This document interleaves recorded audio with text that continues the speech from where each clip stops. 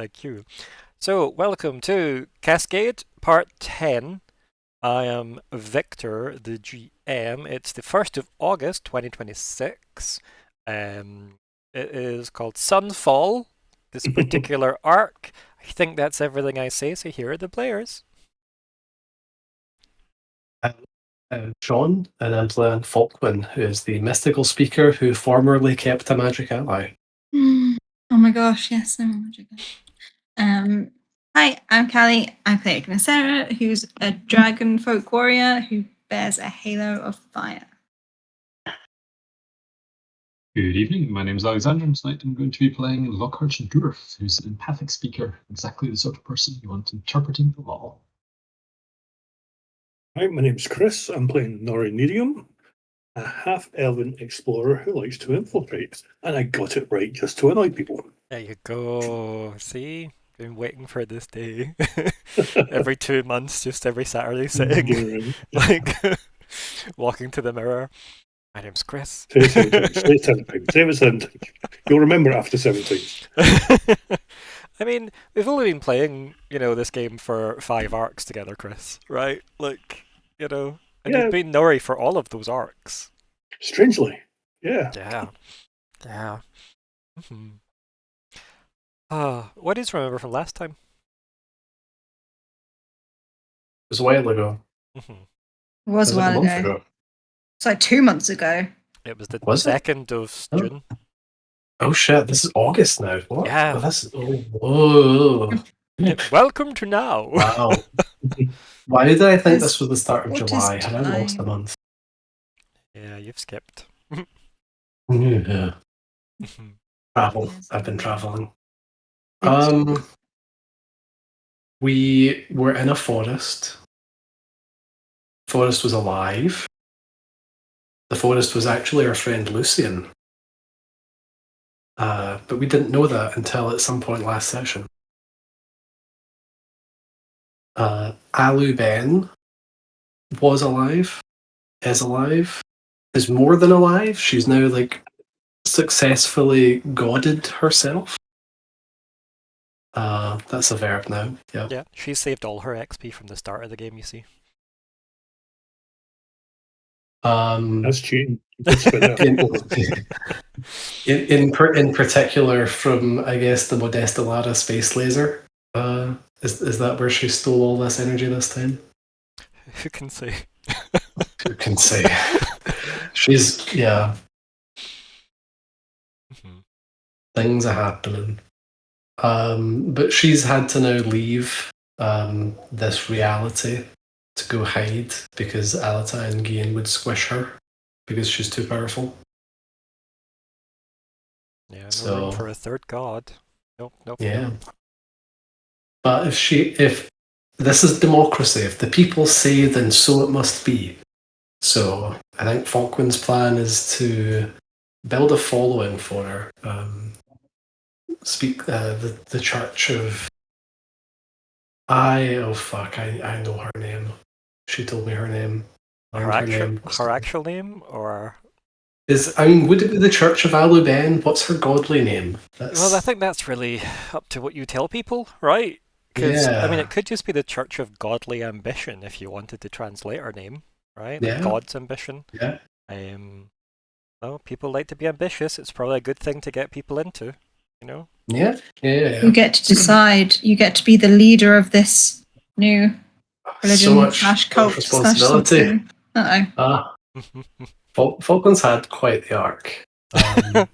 I told you when we made characters way back when, I had an idea for an NPC. Do you want her? And you said yes.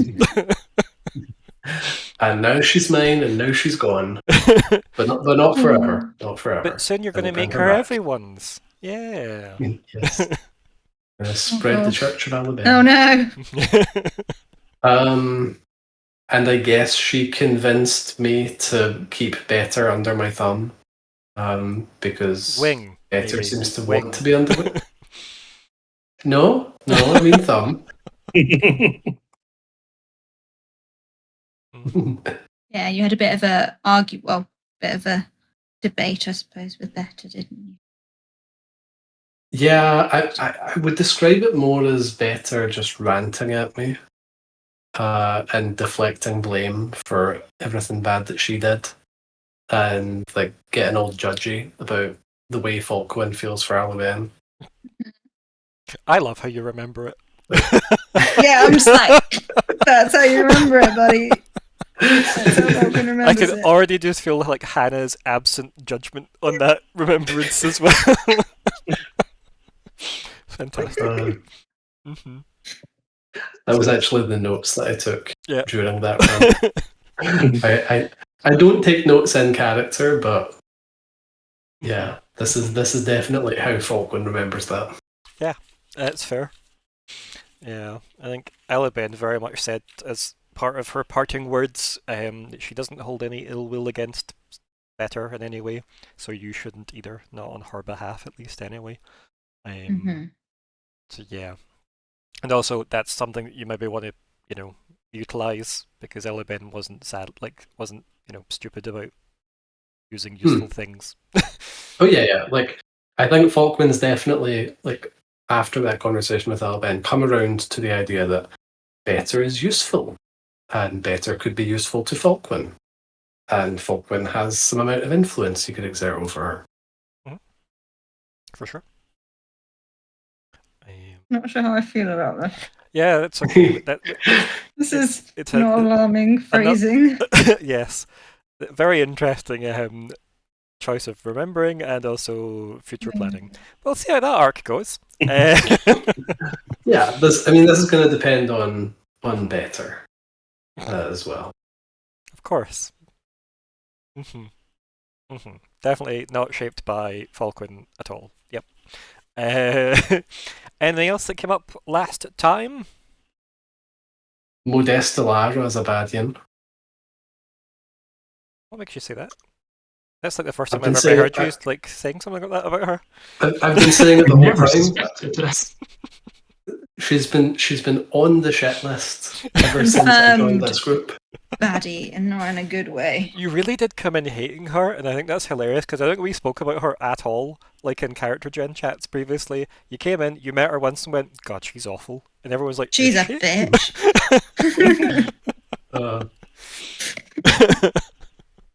I just get a vibe for people, This one seems like it's been panning out. It really does.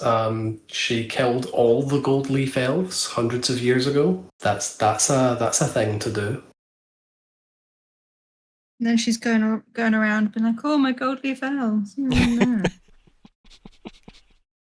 Oh yes, I speak for all the gold leaf elves. Oh yes, I know where all the gold leaf elves are at all times. The gold leaf elves are.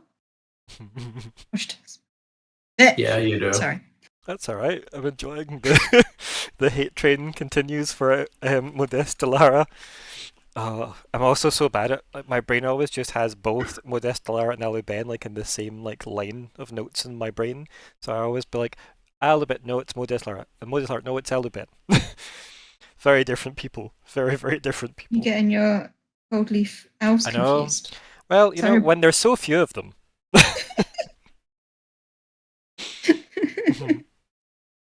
Speaking of gold leaves, was Erisian the name of the Erisian, yes. So I can't remember how I spelled it, but it's Irisine. It's named after a plant. Okay.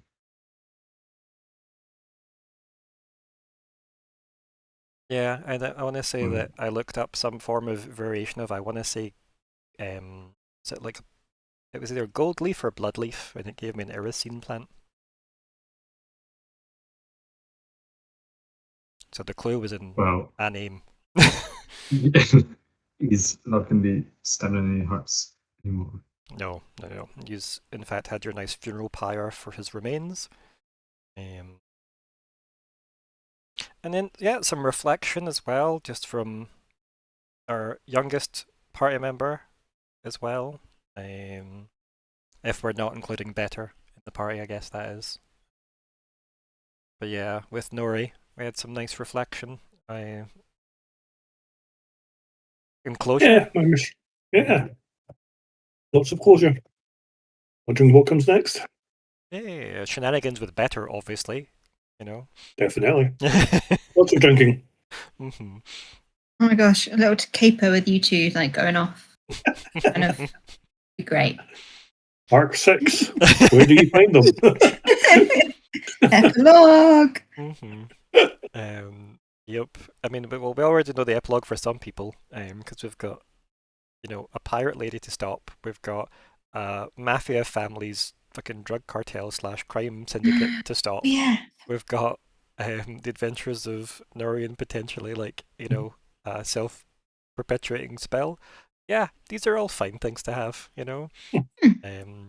Hannah may or may not take up her grandmother's job. It's hard to say, So lots of potential for epilogues for everybody. Yeah, I think my notes just have that you took the Myr'ra back with you guys. You phoned KT, who celebrated on the phone, saying wine all round about the Heartpiercer being killed.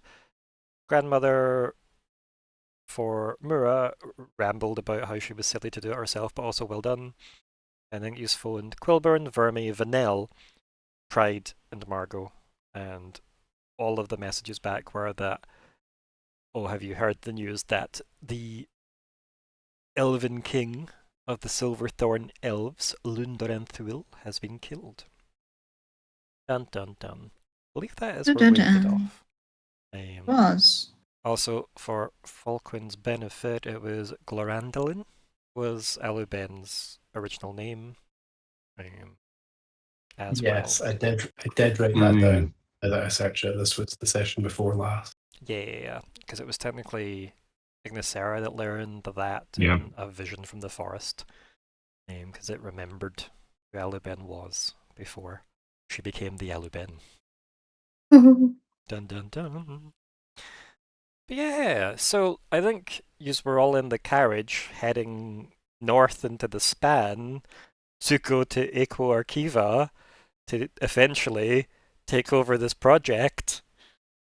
From the forest.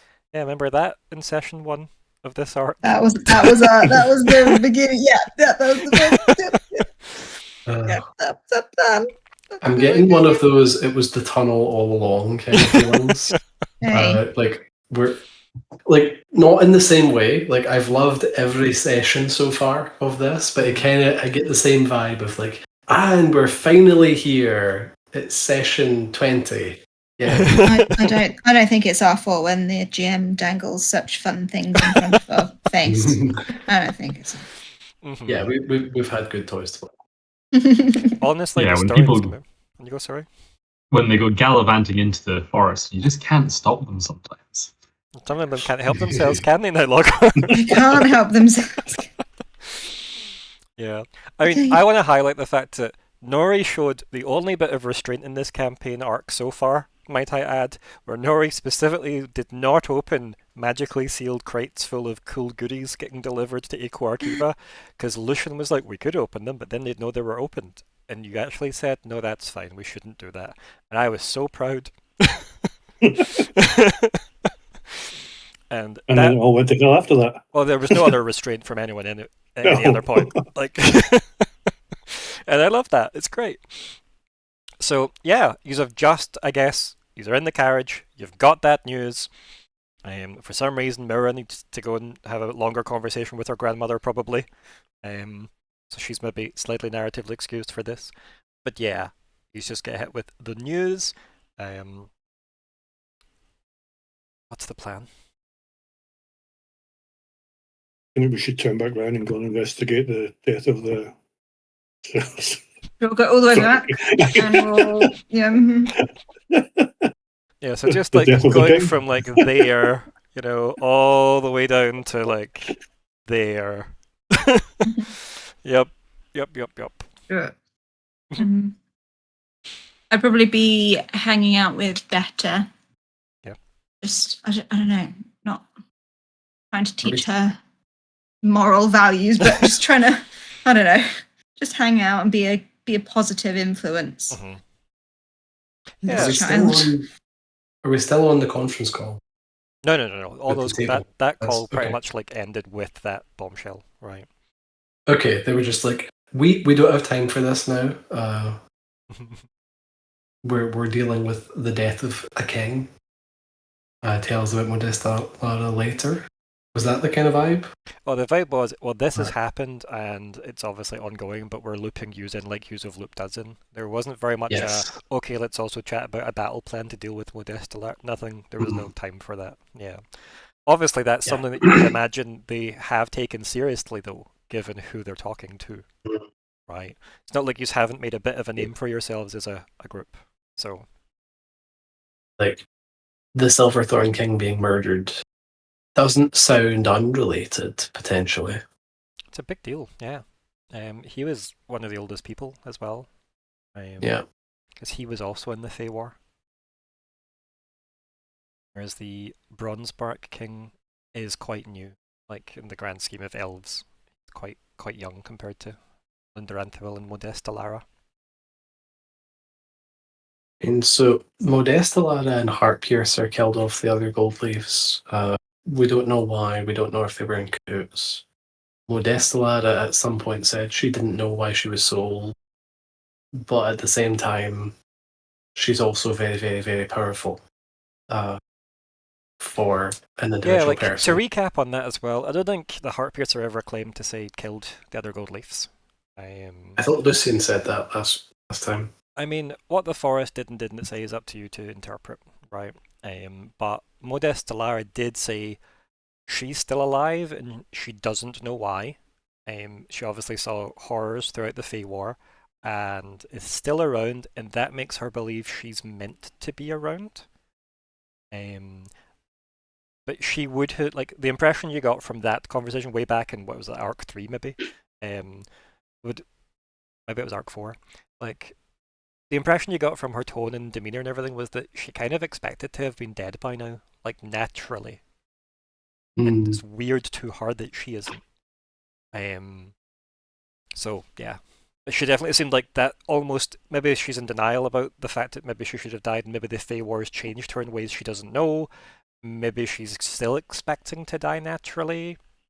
Yeah, there wasn't like a I've clearly made myself immortal, muhahaha. Like, there was nothing like that you've got from Modesta Lara. Unlike Posey, who was very much like, I am... Posey's a big bad, I'm going to tell you now. Like, she is going to be... Good luck fighting an immortal bee, yeah. Right, exactly.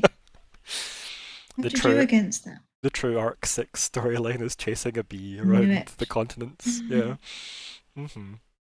But yes, they've obviously taken away those concerns. Because I think, I can't remember how I phrased it because it was 2 months ago. I think I said something, maybe that explains something to do with the fact that the Winter Elves King has been killed, right? So, yeah, because you basically threw her under the proverbial look what she's been up to bus. Which is fair. Very, very fair. Yeah. So, as a group all assembled, probably in the kitchen area, I don't know, maybe, Ignysera, you were teaching better how to make something food-wise, maybe? That seems like something you can talk over while doing, What do I make? I'm teaching her how to make a traditional dragon folk dish. It's got lots of spices in it. Yeah. And kind of thinking it's kind of like Moroccan style, like tagine type thing as well. That's what I'm teaching her. Nice. Put it in here, and then this pot goes on top, and then you put fill your spices, and you put it onto your flame. You leave it for a very long time. It has to simmer for about 8 hours. It's very important. No less. No fewer than 8 hours. Got it? She kind of just like nods, like officially. I don't think she's maybe ever seen you as serious as this either. like this is exactly how this dish is cooked. Maybe it's like the pride, the dragon folk pride coming through in you as well. Add this to my note. It's the only thing she can cook. Yep. Additional dragon Dish. Perfect.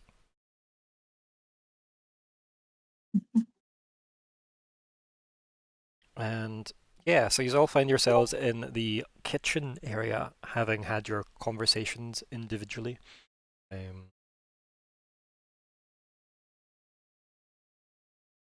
For some reason, Falkwin looks very quiet for a bit, so you might not speak for a little bit. Mouthful of tagine. Yeah. This is very troubling.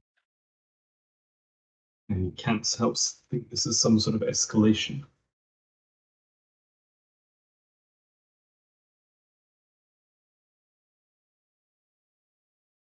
Out of character. What do we know of the silver or elves? I forget if we know many of them. So things that I've said, at least, they're quite reserved as a people. Like, it's more likely you would request permission to visit rather than just rock up, right? They'd be quite suspect and suspicious of people just coming to the borders of their forest. It's not to say they wouldn't let you in, but you'd probably be escorted the whole way and stuff like that.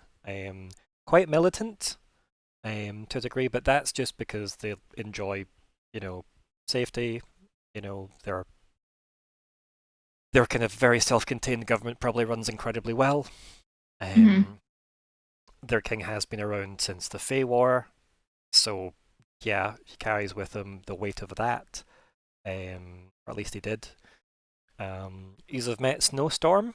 He's really liked Snowstorm. That was like his attaché, if you will, for the council. So yeah. Oh yes. You've met him. It's another Silverthorn elf that has helped you guys. He even helped move people during the Ferran attack on the city as well. So he seems like a good egg. I think he came to speak to you guys during the trial, I think, briefly as well. Yeah. That's where I met him when he came to the trial and gave us a pep talk. Yeah. So beyond that, you haven't really interacted much with the Silverthorns, to be fair. And they don't really travel the world or interact or really do much other than attend every single council meeting regimentedly, ensure they've said something at every meeting. I think that's maybe something that Lockheart would know as well, given how many of the meeting documents you have poured through for this campaign. I think, specifically the Grand Council meeting, the Silverthorns are very, very routine based in the fact that they'll turn up, they'll state something that, reminds everyone they exist and are there, and then don't necessarily want involved in anyone else's stuff. So, yeah. That's sort of their issues and that's it. And yeah, and they don't necessarily raise much about it's not like they say, "Oh, this is a problem for us." They kind of just deal with everything themselves. They definitely do have travel and trade across the sea as well, because obviously a lot of people do. The dragon folk definitely do, and so do them, because they're the two big coastal people alongside the Bronzebarks. But the Bronzebarks like everyone. They're very, very, very friendly compared to the Silverthorns, which were super duper reserved. But yeah, I think it's very much a take them as you get them. Any Silverthorn you meet is likely to be guarded initially, but like people like Snowstorm, they open up quite quickly if they trust people. They get good vibes, etc. Plus, obviously, Snowstorm's job is to be social, right? So yeah, probably why he's good at it. Very little other than that, really. It's maybe one of those other kingdoms that's slightly stagnated because of the leadership type it has. Maybe it's likely to go through quite a lot of reform and renewal, shall we say, the fact that there might be a new, monarch. Since I don't imagine much will have changed with Lundranthwil being on top for 900 years, and who knows how long before. Yeah. But as we know from the council as well, the kind of pecking order always seemed to be the Bronzebark King seemed happy to let the other two take the lead. Lundaranthwil always allowed Modestelara to take the lead as well. That seemed to be the pecking order. Very much so. But don't know, if you've got any questions about Silverthorn Elves, I'm happy to try and field them if I haven't covered what I've covered. Yeah, I don't think is what I'm thinking. I say, like, yeah, he would have been visiting them, did how much we knew about them and that sort of thing. But yeah, I don't think Ignysera knew a huge amount about them. Do we know where he was killed? In the Silverthorn Forest. And we know he has been killed. It's not, he's just died. No, the message very specifically said killed. Yeah. Who was it that gave that message? Who? So when you messaged the various members, so Quilburn, Verme, Vanel, Pride, and Margot, very much it seemed like they may have all been having a conversation. Basically, everyone has told it. Like, by the way, we've all been having this conversation. Yeah, it's like, well, this if you're telling us that Modest Alara is a problem and always has been, we're telling you that the Silverthorn King's been killed, and that could be related, but we'll right. We don't know that for certain, obviously. Okay. So very much a case of we're not going to tell you this is clearly related because they don't know, but it's interesting that you have learned this when we have learned this. Yes. Was the vibe. I think all you individually took off and called people, so you've all learned after a fashion. Yeah. Thinking what would have, because I would have asked Colburn at the time, what do we know about it? Who do we know? Who did it? Who was visiting the Silverthorn Elves? And I think the general message for anyone that would have asked for follow-up is it's probably best not to discuss on an open, communication-y type situation, especially since they don't know a lot yet. Interesting, okay. Because obviously they would need permission to even look into that. Yes. From the Silverthorns.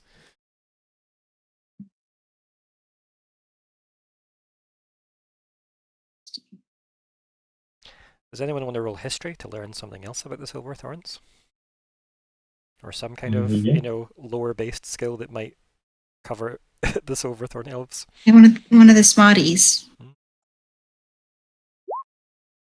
Did Pride yoink, I'm assuming, Hannah over to Sin to talk? No. Whatever. No. Hannah's just in another room dealing with her grandmother. She's on a private call, but sorry, Grandma. Yeah, hi, Grandma. Yeah, let's do rolling maths for the first time in a while again. Yep. 3 for the first level of effort. Yep. And then after those it's 2. Yes. So for 3 levels of effort, it costs 7. Yes. And obviously take off whatever your edge is. Okay, so I'm trained in history. Cool. And 3 levels of effort is equivalent then to adding 12. Each one's worth 3. Therefore, it's a roll of 20. So it's 9, 10, 11, 12. Yep, 20. Yeah, you know that the Silverthorn King did not have any direct heirs. Interesting. Yeah, I feel like that's something that Lockheart would know, Yeah, so it's not like it's going to be a smooth transition to say, okay, cool, here's the new king or queen. It's very much a case of who's going to lead now? Yeah. Was there anyone that is in succession for it that? I mean, the next highest political person is Snowstorm. But that's not necessarily what the people might want, obviously, because Snowstorm wasn't royalty as far as the elves are concerned. So, yeah, that's the other reason why the Grand Council are we might need to step in, because they're so built on structure and discipline. Yeah. That's quite funny, yeah. If a place that has all this structure and discipline, what happens when surely they would have contingencies for this if they're so structured and regiment. You would think so, but when your king seems like a 900-plus-year-old immortal that conquered the moon, you tend not to think too much about stuff. Yeah, it's probably fine. Remember, ego has been quite a forefront of this game. People's egos being so big that many people have not done proper, structural awareness for what happens when that pops. Exactly. What happens when that thing disappears. As long-lived as ordinary elves are, Lunderantwail was so old that probably multiple generations of Silverthorns were born and died during his reign. Yeah, exactly. Yeah. Oh, yeah, so it's going to be anarchy over there. Oh my gosh. Well, maybe not. They'll be standing around. Maybe like the Vulcan version of anarchy where they're all like, maybe one of them sighs too loudly in a crowd, and it's like, oh my god, they're unruly today. But yeah, so that's definitely something the Grand Council are going to be a bit distracted with, on top of everything else, right? Because there's a lot going on in the world, remember? Remember that magical cascade problem because of the giant Nemaj Neb? Yeah, we still need to kind of do... I suppose we should do our part then, shouldn't we? And carry on our ship thing.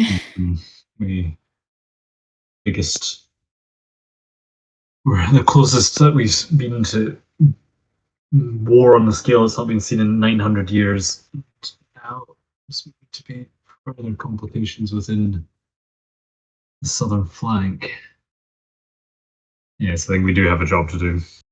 The biggest worry, I guess maybe this would hit Lockheart's brain and possibly even Ignysera, just from like a tactical point of view, is the dragons and the Silverthorn elves were the coastal defense races. Yeah. So if there's no defense there, what's going to happen when Mr. Catman... Catmandu. Mr. Catmandu comes across? Also, geographically, what technically do the elves body block from the Rakashans? Oh no, Dinosaur Island! No. So that's technically in front of them, right? But what's behind them?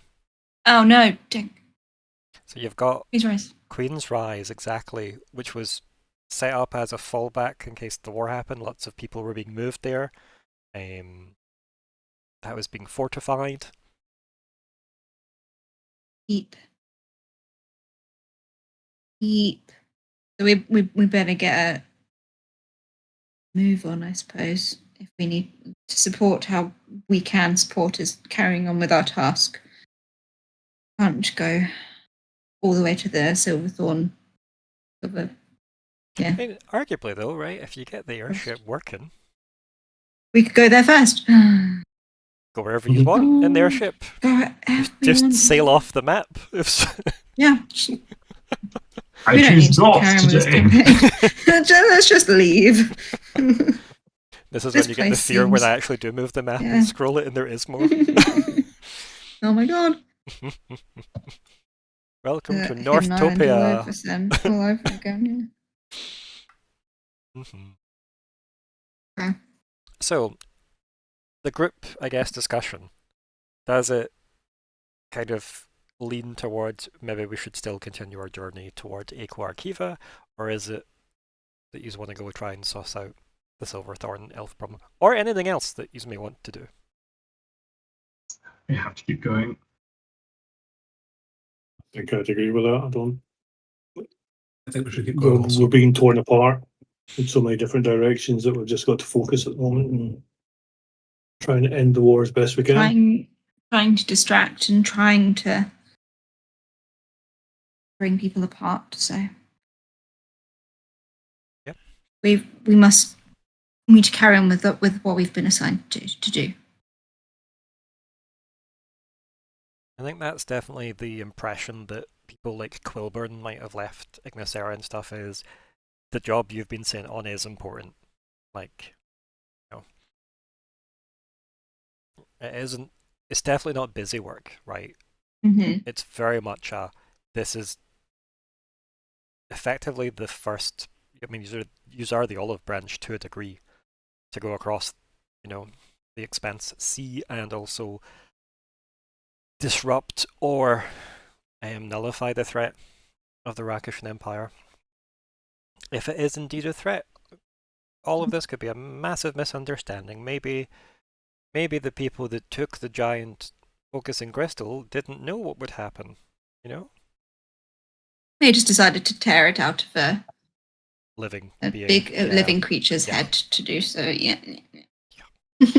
With no hint of aftercare, either. No. Just leaving it as exactly, is. Yep. Exactly. So even if they didn't know it would cause massive magical cascade, they're not very animal friendly. So no, which is quite ironic, given that they're Rakishans. They're cats. Yeah. Yeah. You also know that Myr'ra has a direct invite to the seat of the sun from Sun himself, Emperor Sun, yes. the Solar Emperor, because she was discussing geomancer-related topics as a cover to try and stop Sloth being a bit too mouthy about things. And that's when the Solar Emperor said, well, why not come talk to our geomancers? We have the best geomancers in the world. So, why wouldn't you want to talk to the best? So yeah, let's do that. Let's get the airship working and go with our invite. And it's at least a way in. You have, right? Yeah, it would be that, or Sloth would be our way in, wouldn't it? Yeah. But once we're there, we will need to figure out avoiding the collar situation. You got a plan for that? Yes, my plan second fake neck. my plan is by the time we've got there, to have figured it out. We will have figured out, particularly those of us who are well experienced with magical items, might be able to create some sort of way to block or nullify it, protect us from the likely shock collar / explosive collar that they put on you. I mean, or you could just behave when you're there. No. Imagine. Don't be ridiculous. I know, right? That was very silly of me. I was just surprised you said olive branch, because I don't think anybody in this group sees themselves in that way. Well. Pretend olive. Yeah, I can still hope that these are an olive branch, Chris, okay? I can still hope that as the GM. Yes. Okay. So it sounds like you have agreed as a group to continue towards Eco Archiva. I think that's a good plan. Yes. For the remainder of the trip north. Anyone doing anything particular? Anything? Again, just trying to teach better as much as possible. Maybe teach her about the span as we're going through it. We've got bits we're going through. This is here, and this is journey, and this is this town, and just sharing your knowledge, pointing things out as we go.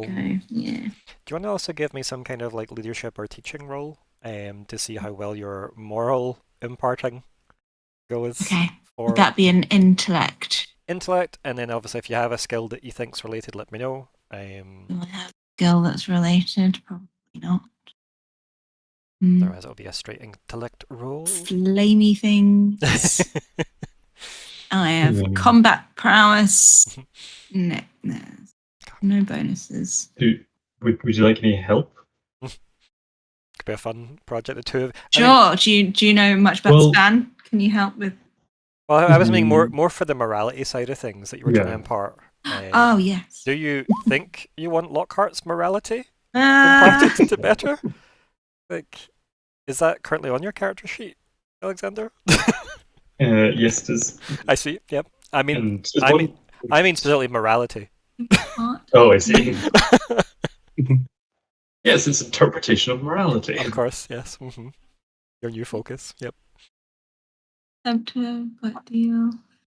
No, I don't want And to I influence her in assume- that way. I want her Well, to. no, think of it I wasn't. herself. Yeah, that I was more just using this as sort of like, this is something that Lockhart has some kind of vague. Wasn't that he was actually going to cast this sort of thing, but it was. What do you need any help from us for? You fine? Well, good. Hey. Yeah, the law Now of you morals roll is well. endlessly interchangeable. Now I roll well, yeah, but all my sixes or whatever it was last time. To be fair, I actually think fudging like a combat session versus teaching better morals. That's I know true. where I'd want the better That's roll to be. Yeah, that's a very good idea. I don't want to be teaching her bad things. That could go very poorly. Yeah, and like, what's your example of morality, right? So, for example, you know, if you were looking at Thor, you know, his version of morality might be a worthy and good kill rather than no killing at all, right? Like just battle rather than no battle, pacifism, etc. So like, what's Ignysera's views on that? Ignysera's morality is protect those who are weaker than you, protect those around you that cannot protect themselves, and be kind and do good things. Okay. That's essentially it. Morality. Yeah. Like, she wants to protect people and she wants to be kind. And when it comes to protecting those that can't protect themselves, is Yes. there a limit that Ignysera has in terms of what she's willing to do to protect those people? This the thing, I think, isn't it like one of her past things? Like, she's protected people from like the first person that she killed. That like it was a more of an. She went a bit too far, even though it was to protect, and it needed to be done, but she felt bad about it at the end. So that is kind of like she will kill. Obviously, like we have done that to protect those that need protecting in that way, but she will always try and do the least harm that is warranted, or she tries to. In some moments, she gets a bit too fired up, pardon the pun, and carries on. But in general, she will try and. Yeah, that's a very good thing to try and impart to better. I think just the fact that it's try and do good things, try and look after people that don't have the ability to look after themselves that way. You know, don't go overboard, basically. Yeah, like some level of restraint maybe that you're imparting to her. Yeah, I think that's quite good. Anyone else doing anything else on the way to? And this is more like if MD has projects and stuff, you've got a bunch of time you can technically write off on the way. I've got rests to use, so can I imagine you can assume, you can assume you're all full again after this. Oh yeah. I think Falkwin might spend the trip writing down some of his stories with Alben. Yeah. Maybe not quite plotting the outline of the book of Alben, but definitely just kind of putting some of her history on paper. Yeah, I think that's important. Yeah. I think to aid that, Ignysera, as well as like teaching, like maybe she would ask about stories about Alben because she doesn't know as much. So maybe she would try and, because she has been a little bit critical of Alben in the past, learn about Alben's like good from these stories. Be an active listener while doing it. Yeah, and I think that's probably quite a nice scene to have, like at like a kind of like the kind of kitchen area where you're obviously helping show, you're chatting away to Better as you're helping teaching her like various meal prep and whatever, basic life skills, I guess you're teaching Better on the way to this band. Like, here's how to function within the party as a person, and we'll hope how that works out.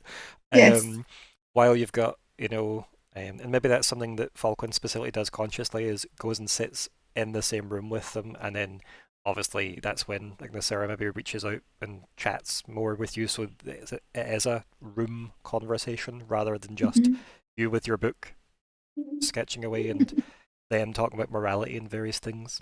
So it's quite a nice little scene that playing out. As you are all, because it means Better gets to learn about Alabin from Falkwin as well. It's nice. And obviously, I'm assuming Lockhart's like taking place if you want, there too. You're going to be on camera though. I'll check. Yeah, who thanks the West. Okay, because it's first. I like that one. Is that a guess? Mm-hmm. Yes. But who's watches? Okay. Really?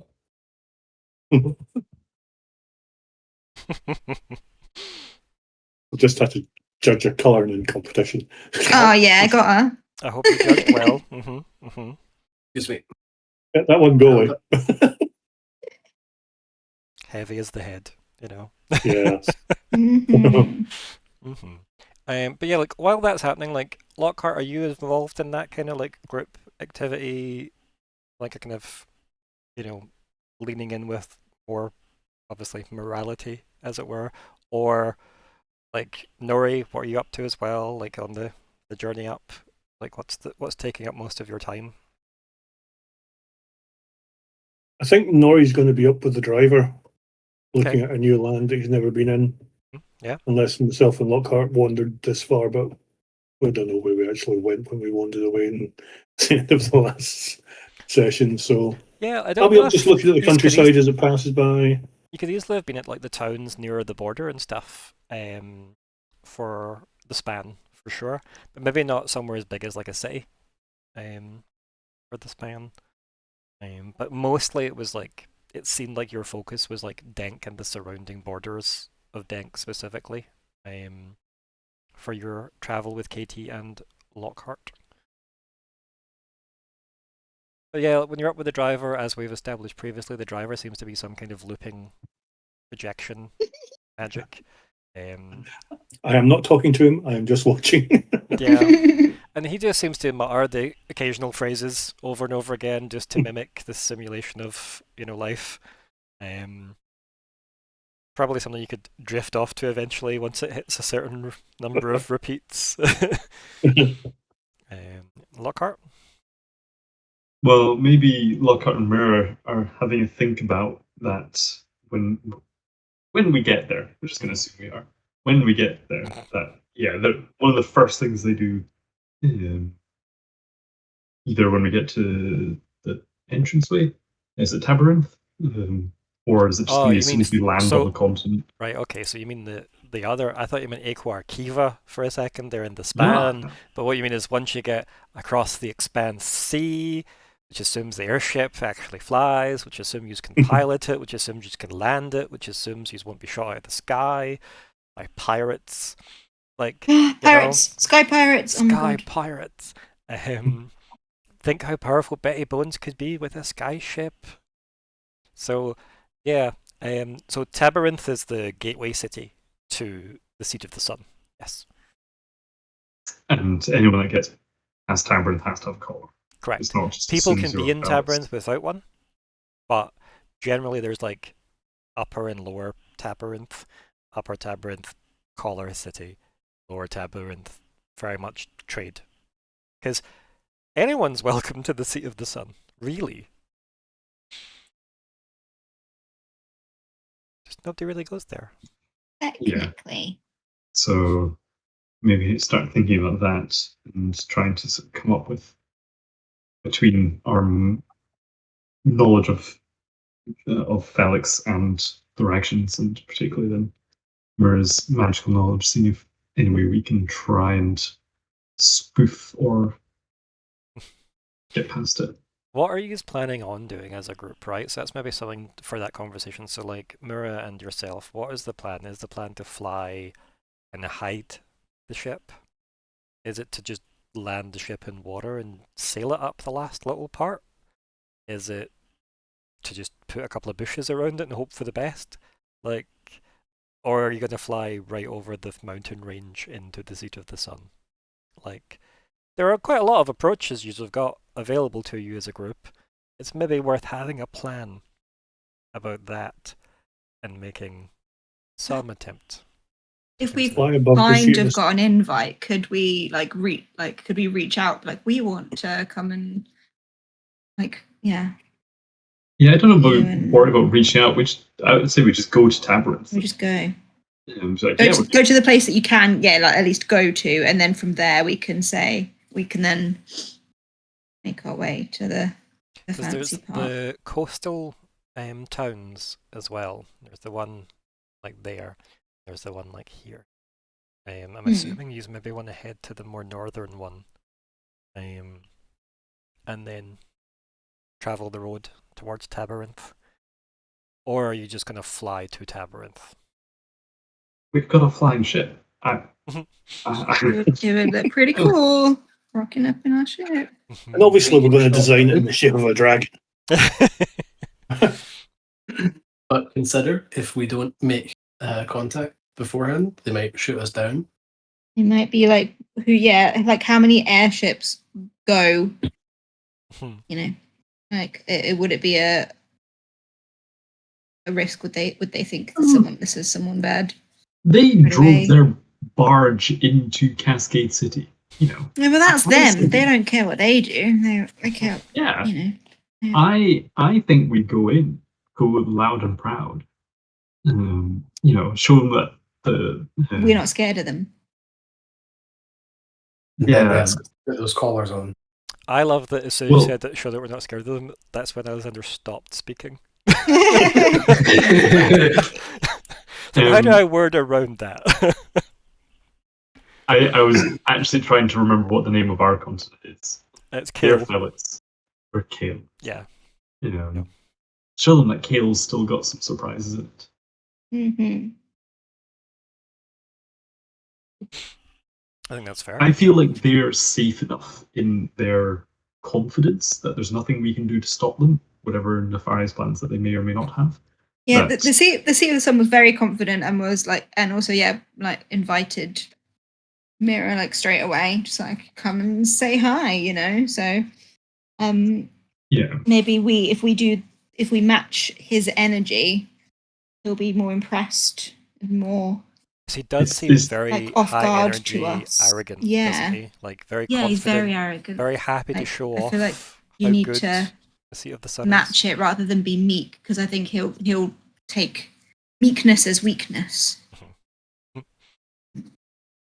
It's not necessary. It's just if we are in their land, I just don't see us getting round the collar on part. And so that's why I think we want to have some sort of inoculation against it or whatever out for.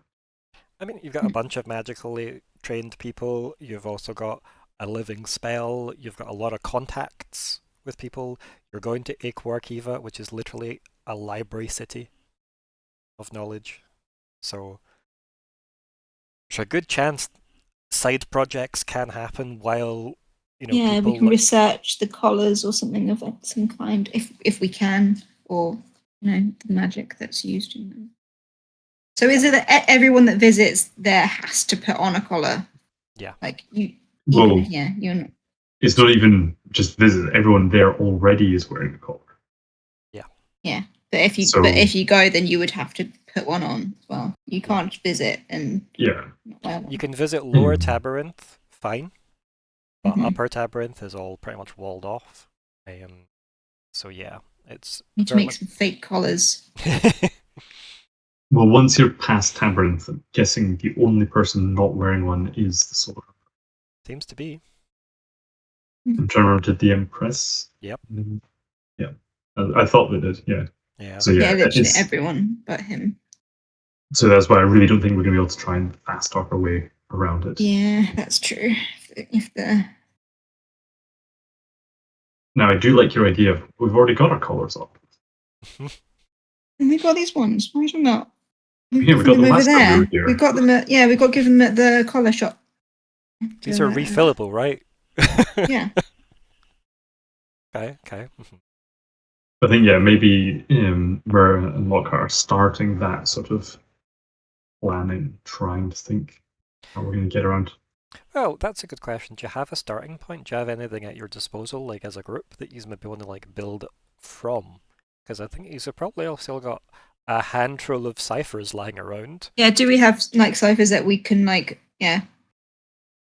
I makeshift, but don't remember when I used my infiltrator cipher, but I used it at some point for something. both Oh, of I mine have remember when been I used used up this. for other things as like components. Mm-hmm. Yeah. One of mine is just not even here unused because it went into the ill-fated psychic sword goo. That was before Kalli's time as well. Yeah. Psychic sword goo. Yeah. Interesting. Yeah. No, those magic swords that tell everybody who the king is. Like, they tried to talk to one. We tried to talk to Pride's one, and there was just a horde of souls inside just screaming and praying like, free us. Oh god. Yeah. That sounds nice. Let's have a psychic chat with the demon blade. Mm-hmm. Yay. I've only got one cipher left, and it's more dangerous than used to. But yeah, I remember when I used this other cipher. This was when I was spying on the king on the ship. This is the infiltrator cipher. Did you use that? I thought you used the far-seeing move or whatever. You used without your distance. did like eye hopping. Did I? Oh, okay. Yeah, Okay. so I think you might still have that. When? No, but I've clearly marked this as used, so I don't remember when. That's fine. Like, it probably has been used, but I We think we used a few of them up for Myr'ra. I think that's why. yeah, you've used them as components, not necessarily how they were intended. A lot of the time. Okay. Yeah, I should probably just delete this then. Because we don't use them like we should. We also stole a lot of them. Excuse me. Are my coughs coming through? Yeah, it's fine though. It's fine. It's not like too bad on our side. Hopefully, it's not too bad on your side. Okay. I think then, with that in play, these are good plans. If you've not got anything super obvious, maybe Aquar Kiva have some ciphers that might be worth pillaging. We might be able to do some random rolls to see what we can find there. Hopefully, RNG will be kind to us. But we can see what spare parts they've maybe got. Infiltrating the least friendly city in the world. What do you mean? They're super friendly. If only we knew someone that likes to infiltrate. Yes, indeed. But remember, they could smell me. I mean, again, though, you still held your own against like one of their assassins. Like, you went toe to toe. You know, it's the ode to teenage boy. we need to teach Nori about delusion. But not Link's Africa, right? Not Link. No. We're not getting him a Link's Africa gift set. Which the Rakishans might take offense at. Oh my god, yes, they would. We'll come together. That's what I definitely need to remember when you actually get to the seat of the sun, assuming you go there. The nice odor on the air is Link's Africa. But yes, if that's the case, yeah, we can just say that we're about to arrive at Aquar Kiva, because yeah, like you're gonna have had your like chats, your prep time, whatever. Obviously, if there's stuff that you could have had conversationally, I know we might hold space for Hannah to have had conversations with people as well, and maybe throw in her 2 cents about potential plannings with any ciphers she may or may not still have. I don't know if she's got any left still as well. What's that? Access to that. Like, but you have see what she can suss. I'll have a quick look at her sheet, but I think she's similar, that she's used up most of hers. Yeah, she's got the teleport thing still, and that's it, I believe. Oh, but we have to use that. We have a shopping episode. Last session, Nori into the Queen's bedroom. Yep. That's the ending. How it started again. Just Nori being chucked in a dwarven jail cell to meet other party members in the next campaign. Yes. Something I never mentioned that I'll just say now because it's a good segue in, I guess. The second edition, or the faster, harder, better version of Cypher came out, and it really just did add in 3 wound levels for one, like minor wounds, 3 wound levels for like major wounds, and 3 wound levels for like severe wounds. That equivalent type system where you can take wounds, and obviously those all cause penalties of various kinds, or you can spend resources like your might score or whatever to try and avoid taking wounds as a trade-off. So you've got more options of how you get damaged, rather than just being, hail, impaired, debilitated, dead. And then the other thing was you dodge or brace. I can't remember the terms, but basically you either try and power through the attack by with just the sheer force of armor, or you try and evade the attack by dodging out the way. That's the options that you've got in terms of defending as well. Very interesting changes. I don't know if I like them yet or not. A lot of the toolkittiness of this system is taken away. And it's very much here's how to build a barbarian-y type person if you wanted, and not everything's almost like laid out for you. So definitely that takes away half my skills. Right. It really is. It's a lot more beginner friendly, but I don't know if it's as fun. This is definitely more deadly, I would say, though, as a system. I don't think that's a bad thing. I think that's sometimes quite a nice way to make sure people stay relatively grounded in their weird high fantasy nonsense story. But yeah, either way, that was enough fill time for us to get to Equar Kiva. As you get there, you're stopped at the gates. I'm assuming Lockhart, or you're going to explain who the hell you all are? Or is Ignysera going to explain who you all are? I'd look over at Lockhart and see if he wants to step forward, and if he doesn't seem so sure, then I will. Yeah, I think Lockhart's never shy from these sort of things. So Lockhart will approach. Yeah. I will stand officially next to Lockhart. Yes. Yeah, and as you both approach the kind of guards that have decided to do their perusal around there, and these are very similar to what you would see in other cities. Ignysera, maybe you can tell these were probably a lot more magically trained. So they're maybe spell blades, if we had to give them terms, rather than straight up warriors or straight up wizards. Definitely, a healthy mix, a bit like yourself, a healthy mix of both. And yeah, they kind of wander around, and one of them just does a whistle of admiration towards the carriage itself, and he goes, "It's quite a nice ride." Yes, it is quite the concoction. We are here on the invitation of King Helborn. I assume you have some kind of official documentation to prove this. I assume that we do, and I hold it a step forward with it. So, we do, but we've also got. I'm just going to point it. Ignysera.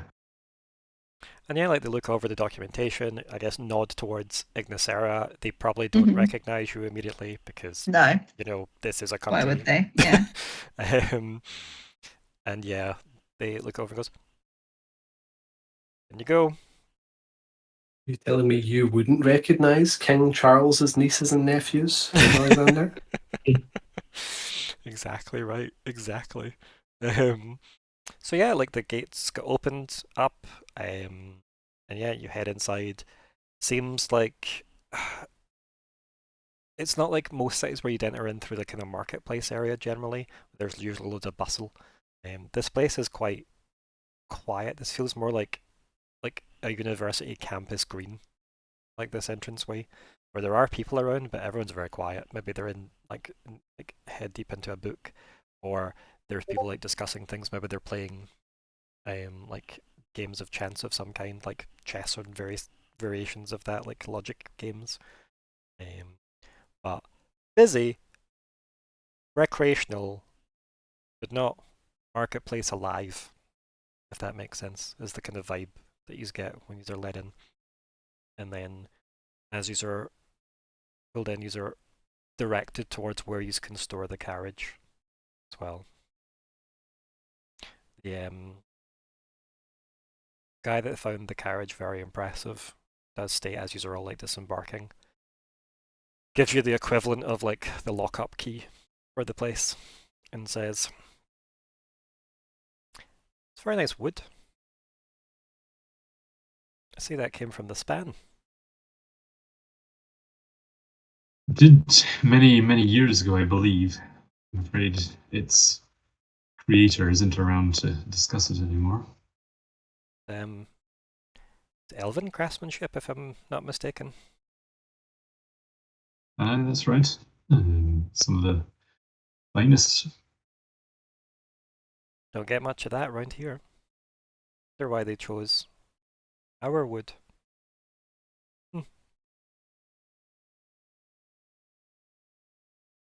And he just seems to like have that little thought to himself. And off he goes. But yeah, you're in Acquar Kivo. Again, place is busy, but it looks like you're in what looks like a city-sized university. Academia. Did I look at Falkwin?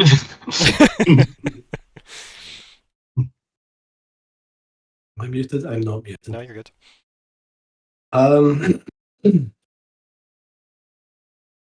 I've never been here though, right? I don't know my way around. Yeah, no, this place isn't necessarily open to just anyone. Like, basically, 99% of the people here are the dragon folk. This is like their knowledge hub as a city. Kind of only get to come here if you have a purpose, right? You can't. This isn't really like a tourist city. We have a purpose, right? There was someone we were supposed to meet. Well, you have like Was an there? entire project to take over while here. Yeah. Yeah. Operation Sunfall. Like Lucius was meant to be the point of contact that it was going to be, heading up the project alongside you as the energy lead to this project. So yeah, you're the one that's really on all the documents. I'm left holding the stick. Ding ding. I didn't even mean that. Not intended. Sorry, Lucius. You're a stick. Yep. Yep, unfortunately. I suppose there's probably going to be some major project coordinator who handles all the big ticket research grants. We should maybe track them down. Yeah, and let me go get them a name. Let's see what that could be.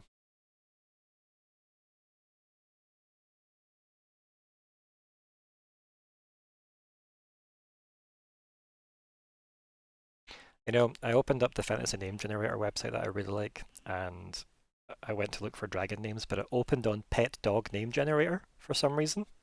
I don't know why I would have needed that, but either way, it opened that, and it gave me Tyros, which I quite like.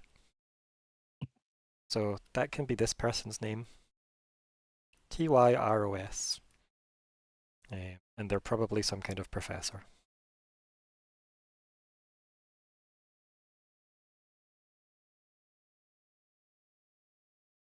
Let's see. Let's give them the most harsh sounding name to say. Tyros Corax. There we go.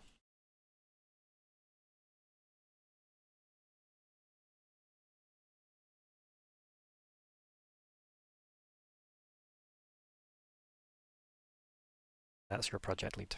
There you go. The kind of content you're meant to be like interacting with, at least. Okay. I guess we ask around and try and find out where his office might be or where he might be. And like I think the two kind of guards at the gate that followed you in, because there's many guards at the gate, but the two that specifically dealt with you guys, obviously looked over your documentation and gave you like where you should be going, like what particular section of the city you should be going to. I think you were asked if you wanted a guide or not, but I'm pretty sure Ignysera just said, no, She'll know her way around. No, Yeah. I'll be the cop. Yeah. And yeah, you've got your contact details. Yeah, you head towards that sector. It's like a big engineering sector of the city where specifically it's got actual engineering facilities. It's more about practicality and construction rather than study. And you're told to go meet this Professor Corax there. Yeah, I think you get there to the building, you start asking around at reception, you get led up to the office, and there's just a note on the office door that just says in the workshop, if needed. So yeah, you then about turn, wander back round through the engineering floors, find the workshop.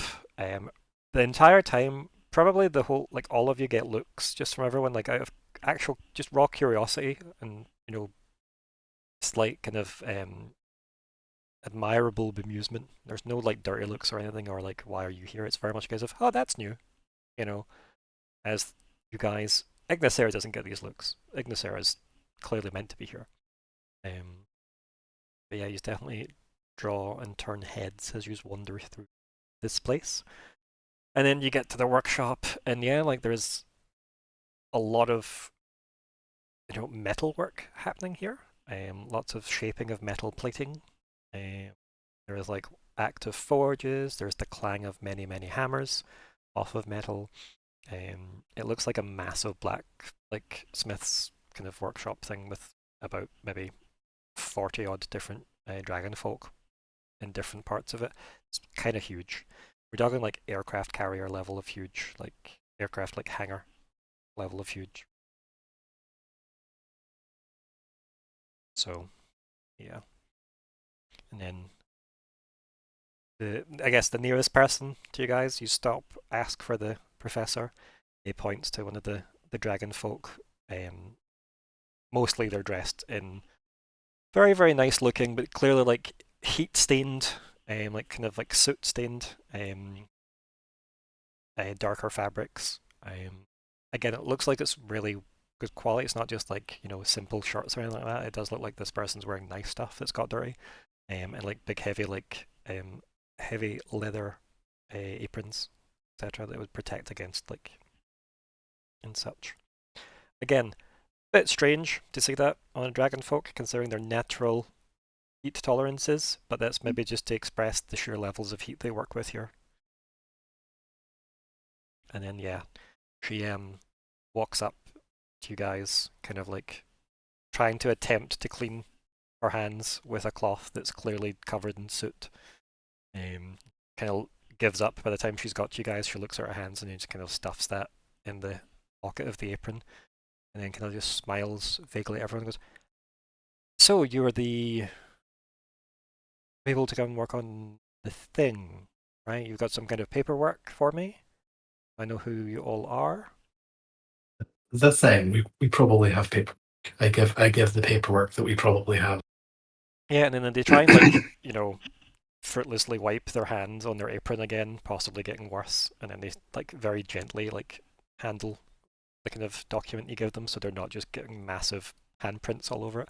Sadly, it's not helping. And they look over the document very, very quickly and go, huh. I'm assuming you're not our king's niece. She laughs. She kind of like does that kind of chin nod over the group to you. Goes, I mean, nice to have you here. No pressure or anything from our king. Wonderful. We love that. Can I check? Do they have wings? Yes. Yeah. I do. Okay. Yep. Remind me of the significance. Highfalutin people have wings. It's kind of like signal of class type, like higher class people have wings. Ignysera doesn't, and that's one reason like why she's like, oh, but her family do. Yeah, it's almost like a very classist status, right? So yeah, a lot of like they think it's a class thing, but it's not. Yeah. It's the capital Libratis has a lot of its architecture designed around the fact that they want people to come and fly into their wonderful welcoming balconies, etc. Their reception balconies that are definitely not things you can just walk onto. A lot of the rich part of town don't have walkable entrances, so fly in things. Yeah, it's a bit elitist that way. In certain parts of Libratus. Aquark Eva is a bit There's different. There's a challenge for me. Yeah. What was that? Sorry, Nori? There's a challenge for me. Exactly. It's okay. A couple of your team can fly, and I'm sure one could volley you up. Like rocket jumping, right? That's a thing. But yeah, it's very much like it goes back. It feels traditionally, and a lot of people that have wings say, "Oh, it's just tradition. It's not a status thing at all." But obviously, the people that don't have wings are like, "Well, clearly it is." But Aquark Eve is different. This is very much are you good at what you do? Can you think good?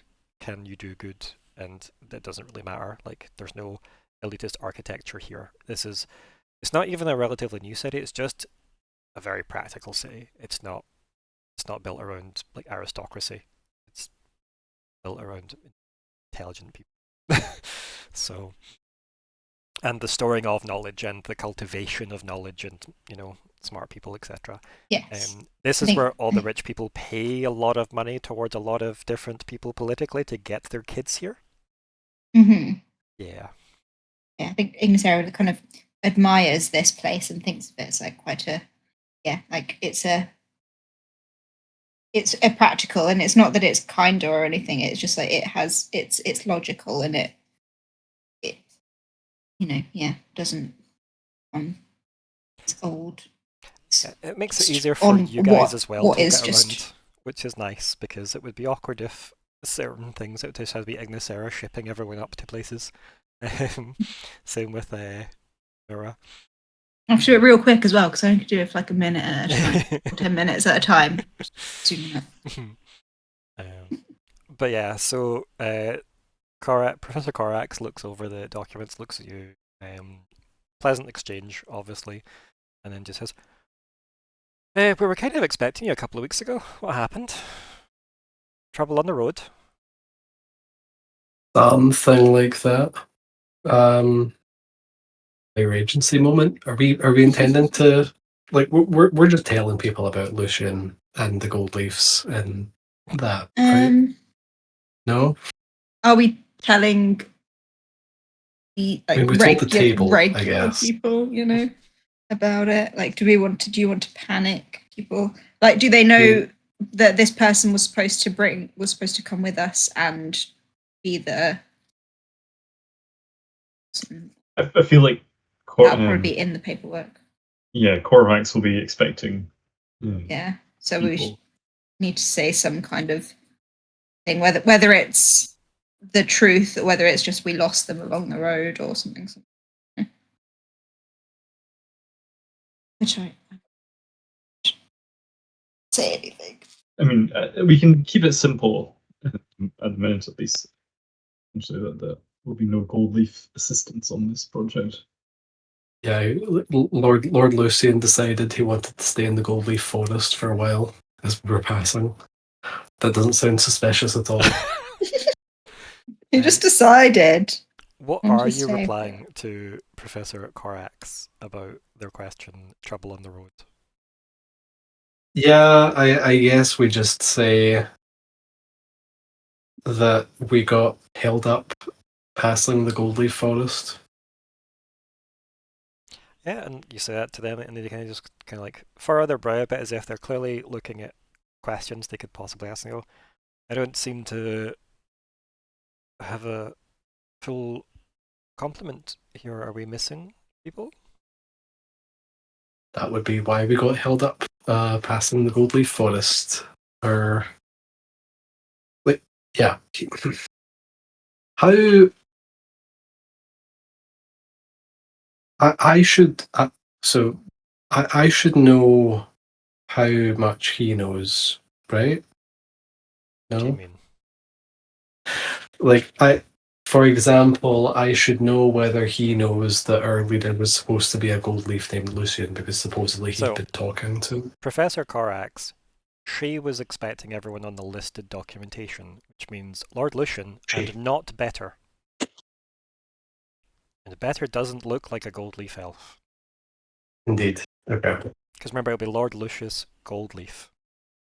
Yes. Yes, we'll have to say, like, I don't know, we could say, like, they were taken ill, or we could just say they went home. I wouldn't find any reason to give that much information. They won't be joining us. Yeah. Like, that's you all just they be need like, to know right now. they're not, not taking part in this project. I guess the gold leaves will not be joining us in this endeavor. We do have at least one extra, but I can assure you they are vetted at the highest levels of authority. Better just waves, like, towards the Falkwin can't resist, or can't, like, suppress the eye twitch. Like the anime cross at the side of his head, twitching, like, ah. And then, like, Professor Corax just, like, waves very, what's the word? Like, handles, the fact that she's very eager. Just, like, waves back dismissively. And she says, well, good. I can't say I've met a gold leaf before, and let's not break a lifetime habit, shall we? So, I assume you have come ready to work, or do you need to rest and be fed? We're ready to work. I think we're ready to go. Yep. Good. I think we'll get on then. Let's go. And then she, like, marches off down a corridor. I assume everyone follows. March. Okay. Yeah, so you get kind of, like, taken on this labyrinthian journey through halls. You start going, like, deeper and deeper down into the ground. And then there's a massive, very cavernous space that opens up, and there is a massive ship in some kind of, like, dry dock structure under the ground. Ooh. And yes, it does definitely have dragon iconography all over it, such as a massive dragon head at the front of it. Yeah! Because of course dragon. It does. Of course it does. Definitely Quillburn's pet project. Oh, 100%, yeah. And then she starts, like, heading shoot up. Fireballs, because if it does, that's an easy answer. Where we're going next.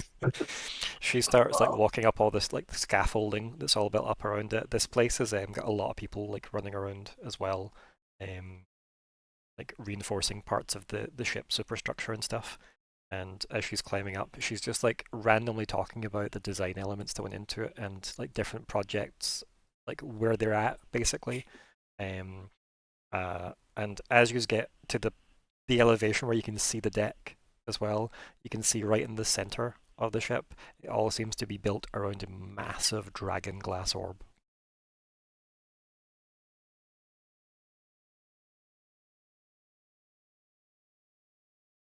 Very cool. Like a very, very, very big dragon glass orb.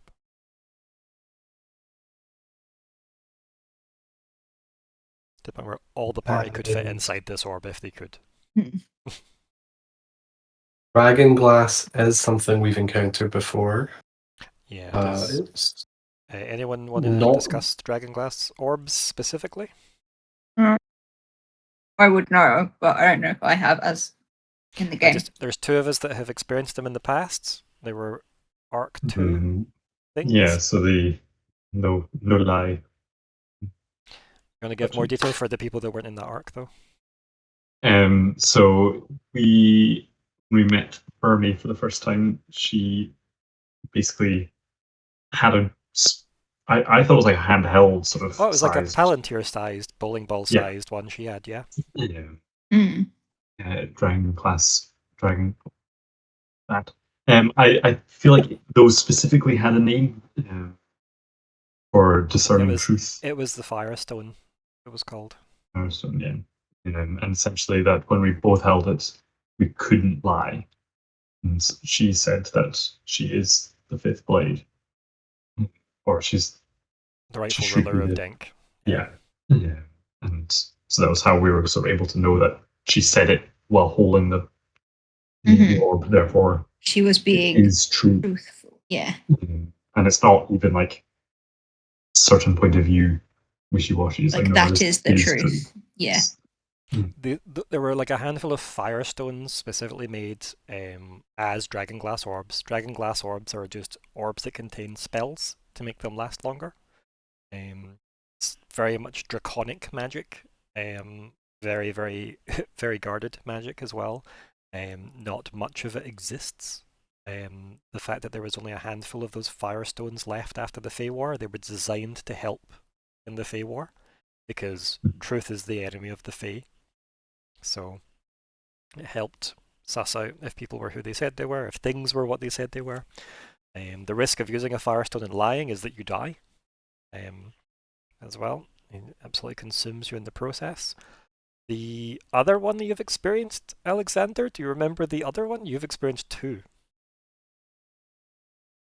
That one was destroyed. Yeah, so the other one was destroyed by Colin, who had a break magic cipher, which he used on this thing, which was supposedly bringing people back from the dead, and controlling them. Yeah. It was controlling the dead in another dragonglass orb that was found on the Felix continent, in like the kind of the wastes, the desert wastes of Felix. But yes, so this is probably an unseen before sized dragonglass orb. This is like the size of like maybe the diameter is maybe like 2 cars end to end, like. Oh. So that's a big orb. Yeah, like it's quite big. Is it like I think like bigger than Skyrim Eye of Magnus, like double that? Let me have a look at that and just double check how that looks, because that's been a while. Right. In terms of scale. I think it's weird because obviously the Eye of Magnus just makes me think of the Eye of Janus with Magna as with well. Magna. So yeah. Yeah, it's bigger than that. It's maybe even double the size of that. Yeah, that's what I was thinking. So yeah, quite big. As I said, I think one person could fit inside the Eye of Magnus. All of you could fit inside this, assuming there was a way in, which there isn't. And again, the surface is this obviously ever shifting, like dark blue, purple, and like glints of fire and orange seeping through the blackness. A very marbled surface. Definitely magical thrum near it as well, you know. Very powerful things. Would Dragonstone be like, is it like revered in Span, like because of its usage or anything, or is it common? More like dragonglass orbs are just used to like perpetuate spells. Yeah. They're not as good as obviously things like the Abradak equation, but this is like the equivalent that the Span has achieved, which is really good because the Span have some damn good scholars. But yeah, they're very, very rare. Like even the bowling ball sized like dragonglass orbs are super rare. Like a lot of them have been destroyed or used up. And the amount of effort and resources it takes to make one tends not to really be worth it. Because there's so few things you need to last that long, ultimately, for the amount of resources that would be going into them. This, however, obviously has to do something quite big for long periods of time, such as lift the ship.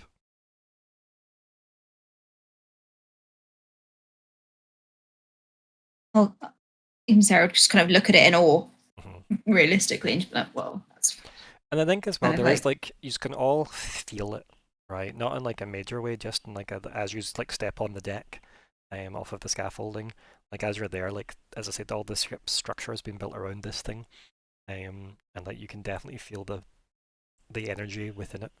And you can see there's lots and lots of various rituals and various like mechanical and alchemical devices all fussing over this thing, as there's many teams working around it.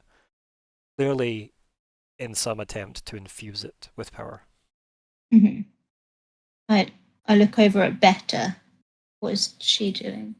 She's literally just taking everything in that Corax is saying, to be honest. I think you've very much taught her, like, try listening more than speaking.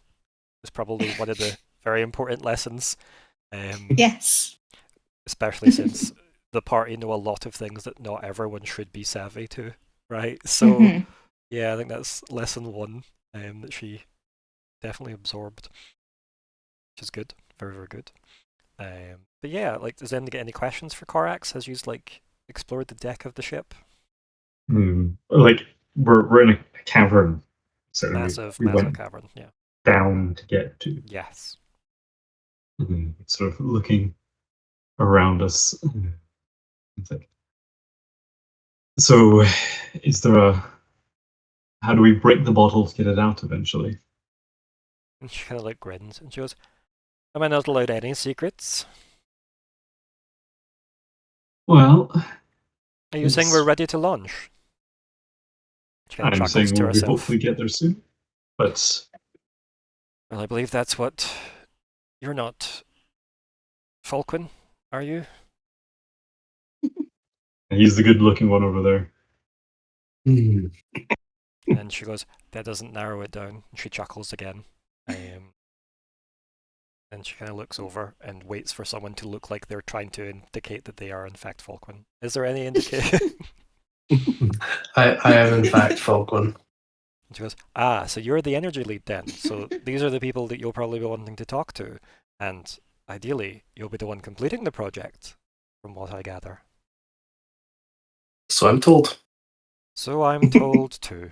She says, fairly unconvinced, right? Because I think you can tell it's Falkwin not like feels unconvinced. Yeah, and like it's not like she doubts you. She almost you can definitely tell she doubts Quilburn's vision. Hey. There she. That's the impression of this is a big project. What the fuck have we been asked to do? Like, yeah. Yes, very much so. We're so many Kaminoans. But yeah. So, okay, so I guess I'm the energy lead. Where's the energy coming from and where's it going? How much can we make? How much do we need? Excellent questions. I can't wait for you to answer. She like walks up and puts like her hand up on the massive, like kind of like obviously giant marble, I guess. Puts her hand on it. She just kind of like tingles. She pulls her hand away, and then looks at the fact that she's got a dirty handprint on it, and then like pulls up a bit of her apron and tries to rub it off. And she just says, "I'm sure you'll find a way to fill this with the spells required for us to get this off the ground." Right? She kind of grins widely. Marvelous. So that preempts my next question of what is the status of the airship at the moment? Structurally sound unless you blow it up. But magically not quite there yet. Well, we've got all sorts of wizards, she says that loosely, running around the ship, making sure that the superstructure can withstand magical tolerances and currents and, you know, So we have a ball, but not much more.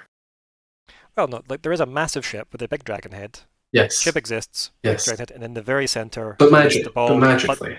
But the thing itself in the middle, she says, this is full of, let's call it potential magic energy at the moment. I was told it's safe to just have that like that. I filed my complaints very verbally at each of them. And they assure me it's safe. And honestly, it's been like this for weeks. It hasn't blown up yet. It also hasn't dissipated too much yet, to having done nothing in those 2 weeks. But also, it's done nothing in 2 weeks. So luckily you're here now. Well, let's have a look. Okay, if you need anything, let someone know. She starts walking away. Who's someone? Is this known? Is this was I misremembering? Is this Project Sunfall, or is the ship called Sunfall? No, the arc is called Sunfall. Okay. I thought I remember someone saying it in character, but no, the project name, I want to say was Clear Sky. Yeah, Clear Sky. Project Yes, Clear Sky. that's Yeah. it. Yeah, that was the project name. In my head, I had Skyclaimer in my head because I have a pirate character from another game world called Catharan Skyclaimer, and she got her first airship, became the first Sky Pirate. So that's why that's been floating around my head. But yeah, Clear Sky. Yeah, Project Clear Sky is this one. Mm-hmm. And then done. Lockheart would ask, does she have a name yet? Nope, but I'm sure you'll think of something quippy. Just sort of put hand on some of the structure, not the sky, not the gem, yep, not the glass, something inert. And like this thing just looked like someone's just sat a giant marble in the center of it, so it does like the marble, like the semicircle is there, right? The dome is on the deck. The other half of it is obviously within the structure of the ship. And I think Lockhart's actually getting quite excited about it. It's going to give Falkwin sort of a like a pat on the shoulder, like, oh, this is going to be good. Okay, I guess I'm gonna try and comprehend the current status of the ball. Yeah, and like as she's leaving as well, as she's like halfway down the scaffold, and you just hear from below, just "I'll send snacks" as she's leaving. And yeah, like what would you like? Ponders the orb. They ponder the orb. Yes.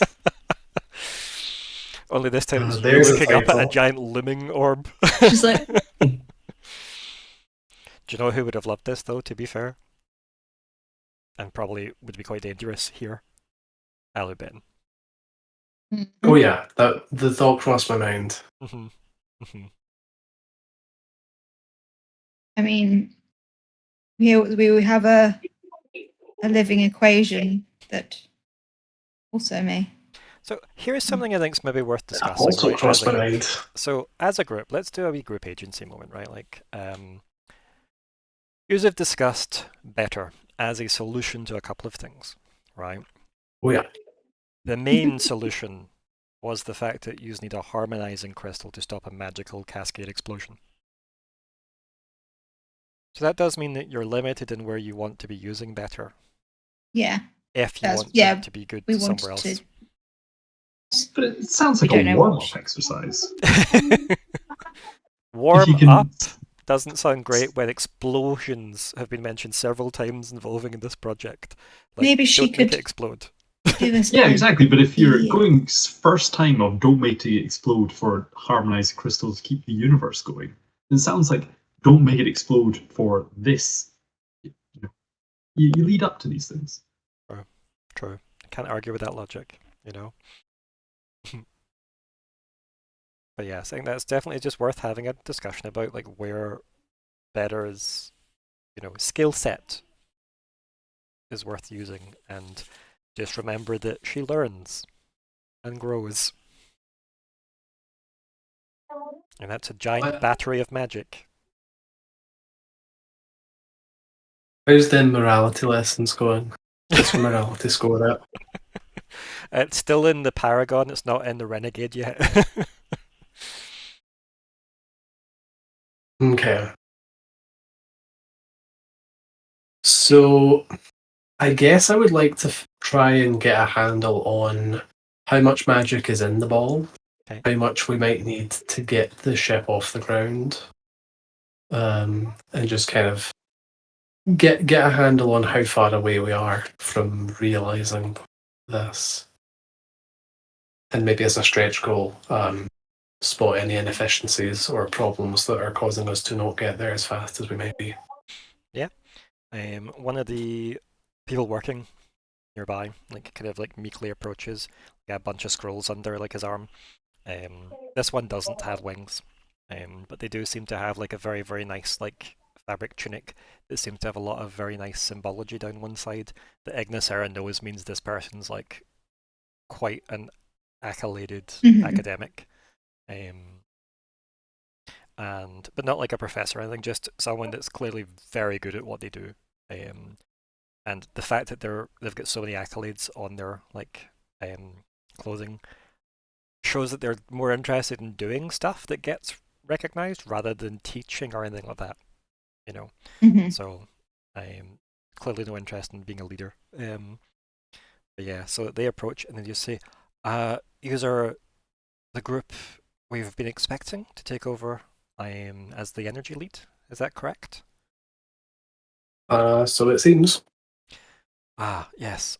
Professor Corax was supposed to introduce all of us, but I see that she's been taken away, as often she is, being so busy. You can tell there's a hint of resentment there as well. And then didn't seem that busy. and he very, very poker face does not laugh and says, "I'm Fabian. I was the energy lead, but I'm very happy to be handing off that responsibility to yourself, I believe." And when he says yourself, he means the group, because he doesn't know who specifically is. If I can bring you up to speed on what we've been doing so far, that would be good, especially because it's nearly lunch. Excellent. Let's not talk research over lunch. No. We must be kind to the mind. And then he starts talking about like a lot of the kind of metal detailing that's in the kind of circle framework around the giant marble. Massive circle framework around that's like in the wood that obviously it sits in. It's like a metal housing. Lots and lots of runes all around that all seem to snake out to different parts of the ship. All this metal detailing. It explains. He also introduces himself as Fabian. I don't know if I said this already or not, but he does at some point just randomly say, "Oh, also my name's Fabian," and then he talks about how all this like metal effectively works to conduct the magic more efficiently around the ship. Like generally, the thing can fly. It's managed to hover briefly, but it's not something that a lot of the superstructure was originally designed for, hence why they've done all this like extra reinforcement, all these kind of conduits that are running throughout the ship, almost help balance out where the magic has to go, rather than just emanating equally from the dragon glass orb. This is ways they can in fact direct the magic around the ship to do different things if needed, such as going forward, turning. These are indeed important. Yes, and weirdly wasn't the first thing that we actually thought about until we got it in the air and then couldn't move it. So, do we have a design that we're working to? And with plans. He says, have we done the theory? Well, I'd hope so. He kind of laughs, looking back at the ship being fully like constructed physically. But it would be quite unfortunate if we had to redesign it now. It would be quite the setback, and I don't think our king would be quite happy. This is his pet project, and as far as I'm aware, he is doing an inspection later today. So essentially,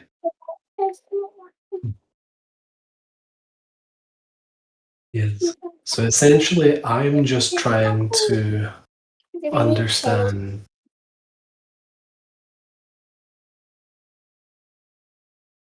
Yep. Please.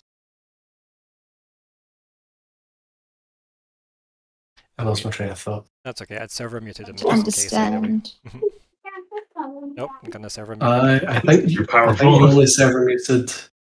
No, I had server muted him, but he muted himself. But then it didn't seem to work. But yes. Anyway, so yeah, Fabian says King's coming apart and inspecting later today. They have been working to plan, otherwise, God, it would be a nightmare if they hadn't. You can tell that's his sense of humor. It's very dry though. He also just sounds tired. Server muted. What, sorry? Chris is not server muted. Is he not? Okay, well, he's not coming through for me, I can hear him. which is good. I have a mute option as well. That's okay. But I think it's only client side. I've server muted him now. Yes, you have. Yeah, I just made sure he didn't come through on the audio on the recording. Sure. Obviously, if I haven't unserver muted him and he clearly looks like he's trying to talk to us, someone let me know. But yes, so anyway, Fabian talks about the project a little bit, talks about the plans, explains that he'll show you the plans after lunch. He doesn't want to get too into it and then have to stop. It's best to do that on a full stomach.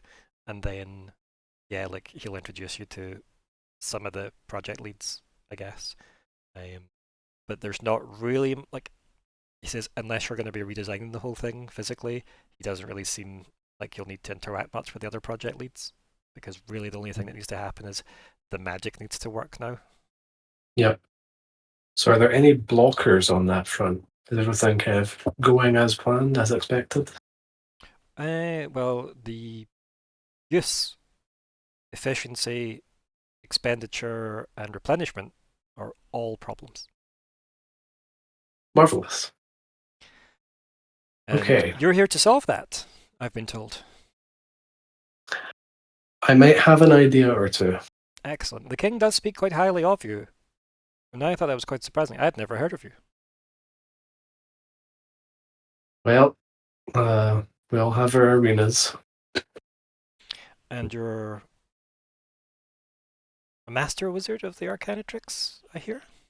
No? No. I'm afraid not.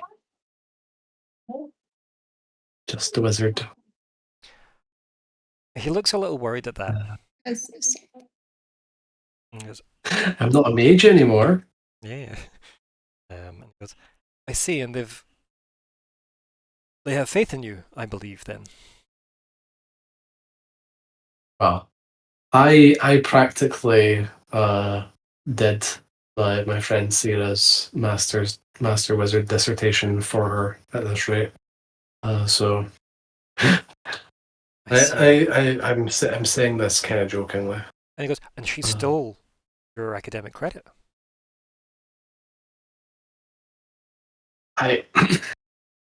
By this I mean I owed her a favor, and she cashed this in by sending us around the world to go collect some resources for her her project. But in the process, we figured out some fascinating new results. Then perhaps this is a good conversation for lunch. Sure. Yes. That will be in 20 minutes. We have probably more we can cover in that time till lunch. So, what else would you like to know about the project so far? And that obviously is anyone in the group can have this conversation with him, right? Like he is taking everyone on the tour. If you have any pertinent questions about the airship that you are building and operating. Will she float?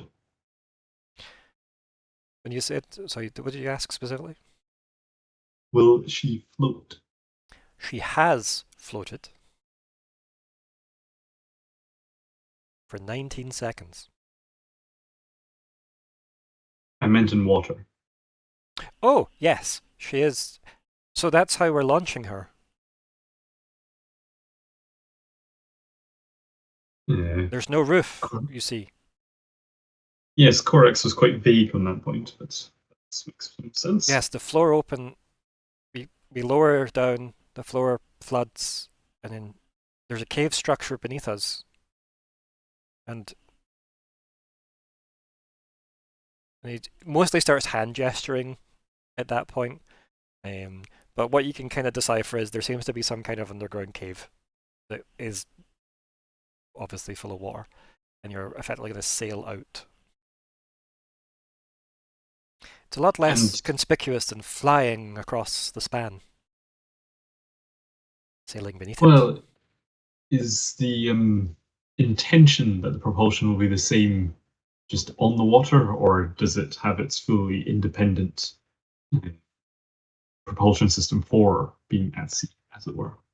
Oh, the dragonglass orb is how we're moving the entire structure. the whole thing's been designed from a structural point of view around that. I'm not sure if pushing it from the back would do any major damage to the ship, but I wouldn't like to see how it handled rough seas.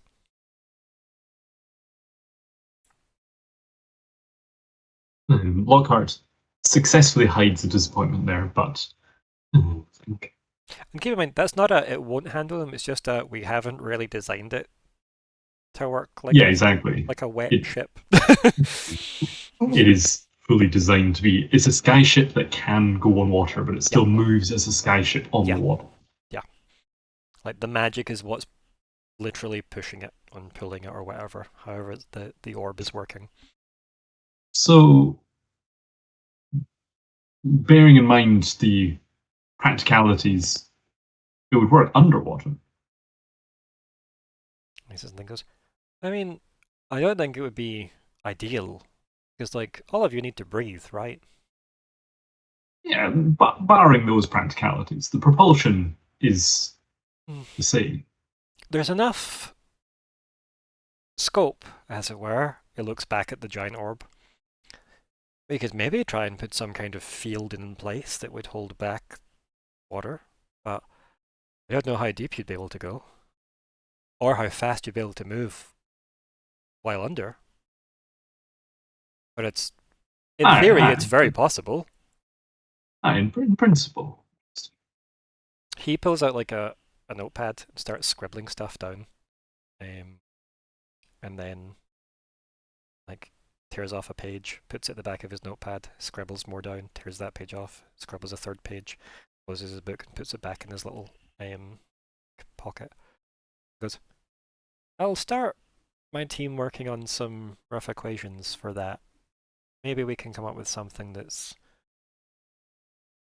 it's not going to put as much stress on the orb, but water pressure is quite intense. It would drain the orb very quickly. It might be good as a defensive measure if you had to avoid perhaps some ship-to-ship combat. And if the crew didn't need to breathe, we can go into this at lunchtime. I was just Well, that's why I asked. You are the crew. You realize, like, there's not going to be... It's designed to be operated on minimum people. That was the design spec. Yes. Did you want additional crew? We haven't... That wasn't part of my remit. Oh, I wouldn't worry about that. We'll figure out those particulars. Everyone I know has to breathe. He gets more friends. Well, some of us actually breathe a lot of fire, which is really bad for everyone else's need for oxygen in a limited oxygen environment.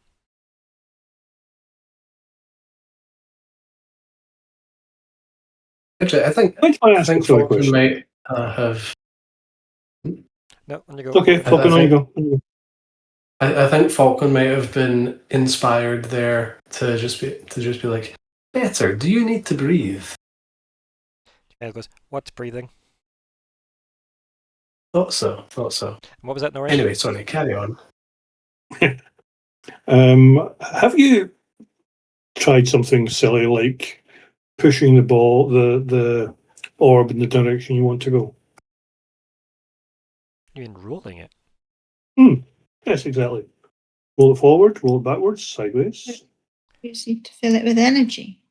Well,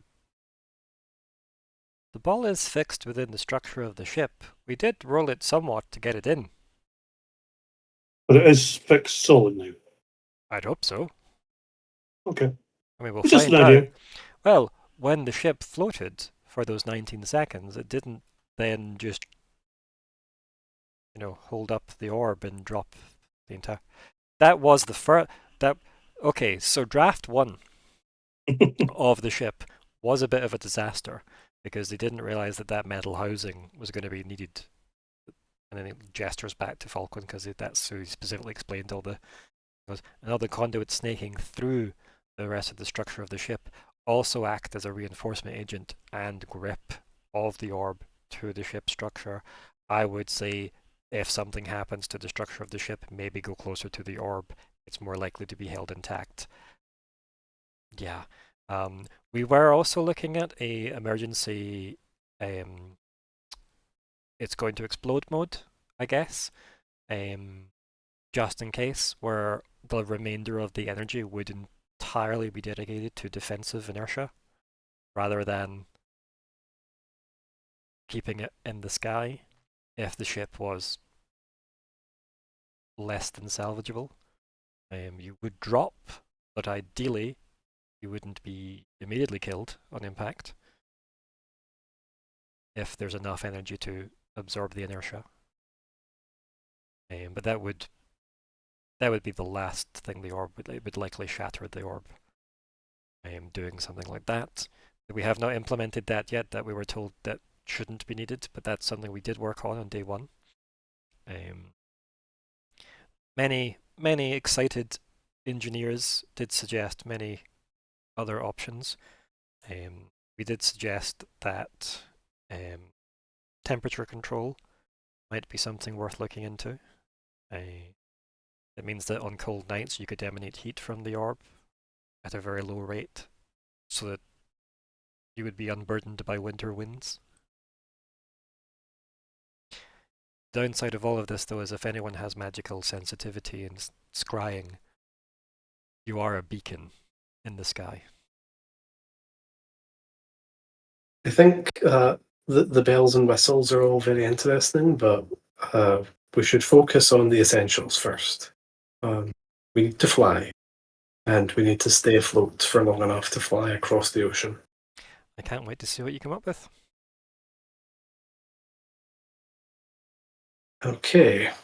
It looks like it's lunch, though. Do you know where the canteens are? I don't know. And yeah. I just realised that he's asking as an offer to tell us, as opposed to asking where the canteen is, because of course he would know. Yeah. He's being polite. My brain is a whole thing. But it's also a nice segue, because I'm saying that we're going to go on break now, is also why I'm saying it's lunchtime for him. So yeah, we're going to take our break here, and we'll be back in 10 minutes. Yeah, we're on our B-Bark soon.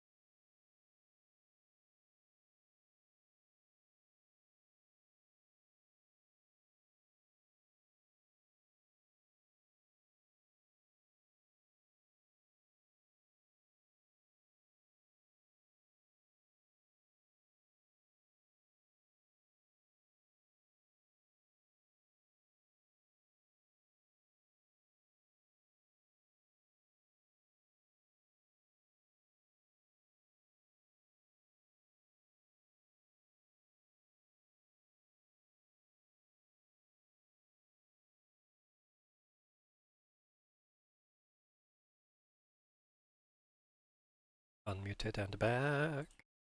Hey, look, we're back. Let's do some audio. You will need to speak to help the audio people test the audio. Good morning, don't like I am talking. I am talking. Oh, no. Talking. And I lost Alexander. Excuse me. Okay. Excused. I am talking. I don't know. And also if me. There is I also sound. am talking to Is you. there Yeah, is- no, all good. All good. Perfect. In that case, then, good hello and welcome back to the second half of part 10 of Cascade, the Sunfall Arc 5. Still the 1st of August 2026. I've not managed to go over midnight yet, I don't think, in these games. I'm Viktor, the GM. Here are the players. I am Sean, and I am playing Falkwin, who's the mystical speaker. Hi, I'm Kalli. There wasn't an end to that, and it threw me off. I guess I need to find a new one. Yeah. You do need to find a new one. Hi, I'm Kalli. I play Ignysera, who is a dragonfolk warrior who bears a halo of fire. Good evening, my name's Alexander. I've been continuing to play Lockheart Dourf, who's an empathic speaker, the sort of person you want interpreting the law. Hi everyone, I'm Chris. I'm playing Nori Nediam, a half-elven explorer who likes to infiltrate. Yay! We did it. Hello, professional way. Yeah, you're gonna have to be Falkwin of the many names soon, right? It's gonna have to be like Falkwin keeps a magical ally, formerly known as the keeper of the magic ally, you know, and then it's just replaced by a symbol. Have you not thought about giving Better a place to live? Well, I feel like New that was magic the intention ally. of Better as a character, but I mean, Falkwin is Falkwin, and you know, there's lines, right? Like he might have agreed to keep her under his thumb, but that doesn't mean he's gonna like let her move in with him. But what if she shares her infinite power? Well, we'll see.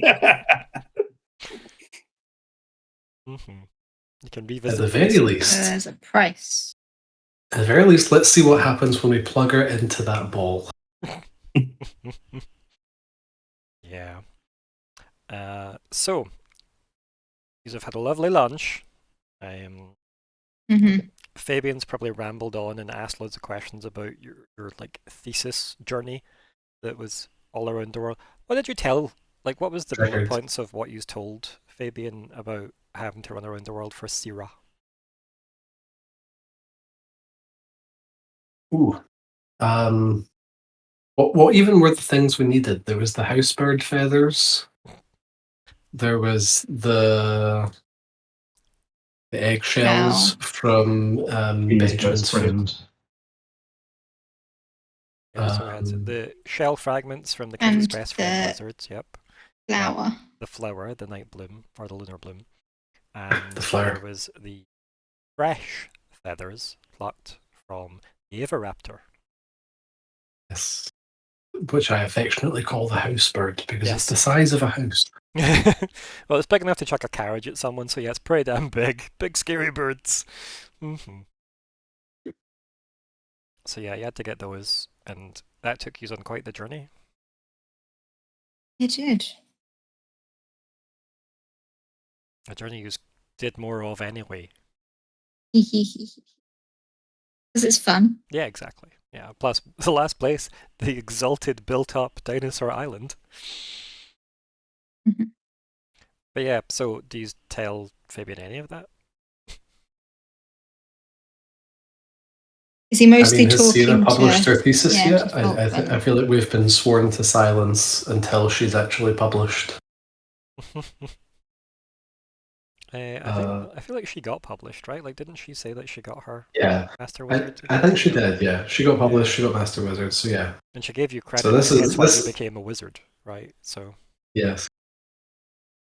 So yeah, so this is all public domain, so this is fine. Yeah. So I guess I tell the story about An abridged version of the story focusing on the scientific finds and less on the, politics and heart piercers and, cats. Yeah. Less cat assassins, more fun marketplaces on dinosaur islands, Yeah. Yeah. Yeah. Don't necessarily recommend Dinosaur Island as a relaxing retreat, though. Maybe not. That's fair, yeah. Hotspot destination. And I think like you've mostly got a captive listener, like they are munching food like they've never been fed. Clearly a good appetite on Fabian. Just munching away. Like occasionally we'll talk about how that sounds like it'd be interesting, maybe that's something that could be like looked into the project, then very dismisses the conversation of work over lunch. Obviously that's something they struggle with, but clearly if somebody's told them maybe don't talk about work over lunch before, hence why they keep coming back to the fact that they keep pushing it away deliberately as a topic.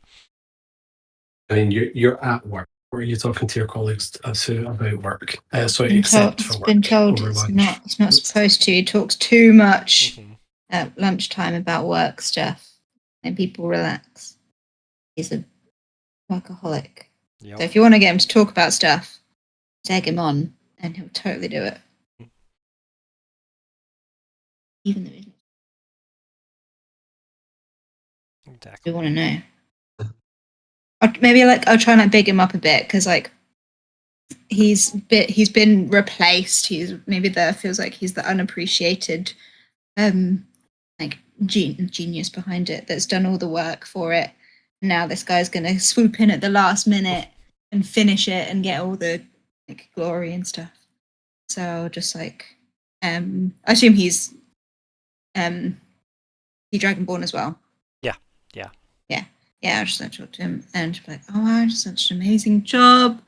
I've always admired all of you here in Arcadia, and just big him up a bit on the project so far and how they must have done such a good job, and how interesting it must have been in seeing what he'll say about it." Yeah. Obviously, I know that there's probably nothing hidden from the project because we've come in to help with it, but I think it's want to get his honest opinion of it. Even the name of the city might make more sense now with Eco Archiva, which is like the water archive, right? Considering it seems like it's got a network of waterways underneath it. So yeah, as you start talking about that and kind of seeing where he's at in terms of his opinion about where he is on the project, if he's being replaced or whatever. Excuse me. He actually comes across more relieved rather than put out. He seems quite happy to have more people coming in, especially fresh perspectives. So the impression you get is he's glad that if this all goes wrong, it's somebody else's fault now. That's the main takeaway I think you get, other than just he wants the project to succeed. He thinks it would be great as another badge on his sleeve. He also likes the idea that they can get people that can't fly like himself in the sky. Okay, I start. It'd be so exciting to be up there. Have you been on an airship before? Yeah, when we were in. He gestures back to the workshop, a bit oblivious. I mean, up in the sky properly. There are other airships? I thought this was going to be one of the first. Ships are the first we've been on a ship before. I say this is quite a big deal because there are no skyships. Yeah. It is the first skyship. It's so exciting. There's been hot air balloons and stuff for sure. Okay. Right? Yeah. But none that have travelled very far. Yeah. Okay. Scratch that. I'll kind of go back and be like, it's an amazing thing. The first time you're in the sky. I was always so jealous of everyone, back home, being able to fly, and just the thought of it, isn't it just so exciting? And it gives you that kind of nod, where he's got his eyes kind of half shut as if he's staring at the table. You know that he's got the same almost chip on his shoulder that you have about that culture Not that you feel less than, but just that maybe other people might act Yeah, like you yeah. are, whether you like Mhm. that or not. Or just there's the occasional comment that just it's a bit ableist. Some of the comments, right? That way to kind of like, I guess, like bring it to something we'd understand. So yeah, Well, he definitely thinks you've got to take the walk-in entrance. and you're always looked down upon, quite literally, in fact. Often is the case. Luckily, though, here at Kwarkiva, it's not like that. It's all about whether or not you're, you know, well, smart enough to be here, really. And the nice thing is, if you're not, you tend to leave smarter than you arrived, which is really good. He definitely seems quite proud of this place. I mean, seems very proud of the place. Yeah. He probably talks a bit about his family. Like they don't seem like they're important in any way. They just seem like they're people that could afford to send him here. That's it. So they're like maybe like upper middle class if that was a thing. Yeah. And clearly it was this son can't fly, so we'll send him to Kwarkiva, just make him the smart one. Mm-hmm. It's like parents sent me to be a guard because I couldn't fancy enough. Yeah. It's like go get like apprenticed somewhere basically. Yeah, go like be like, or you can be around the high class people, but you can't be one of them anymore. Yeah.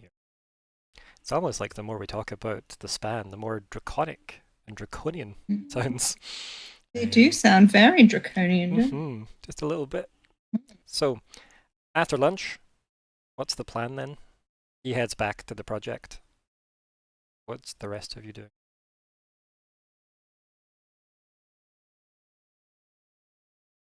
What do you need? Falkwin, I think, kind of has a wee bit of a bad taste in his mouth, but is definitely psyching himself up to. That's just how many spices they use in the span. Yeah, that must be it. Better. How would you like to take a look at that orb? I seen it. It was round. I mean a real look. What's a real look? Learn from its magic. Oh, right. Oh, it doesn't seem like it's got much to teach. It just seems, like bubbly. Do you see anything wrong with it? Like what? Well, it's intended to store and direct and distribute and accumulate magic.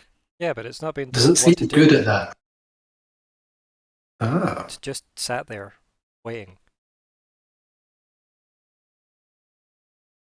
Shall we go tell it to do something? Oh, like what?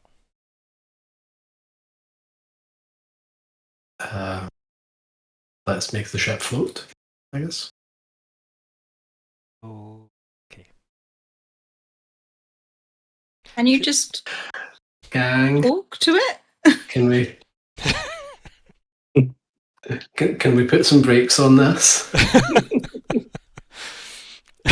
I know that Hannah would not. I'm scared. So absolutely. I'm scared. Let's go. So yeah, you all want to move back to the workspace with their ship. I wonder if we can see if she can. They've both got potential energy. Both Yeah. So as you are having these thoughts on the way back to the airship and stuff, again, lots of heads turning as you work your way up the scaffolding onto the deck. And then you've got Fabian obviously working on stuff. He seems to be primarily working on an interface for the orb. So it's a lot of engineers tinkering with stuff and rune smiths and such, all working on this I guess control console, so that when the thing works, you have a way to make it do stuff without having to cast the spell forward repeatedly. So he's very busy with his people working on that. And then I guess Falkwin, you and Better walk up to the side of the orb.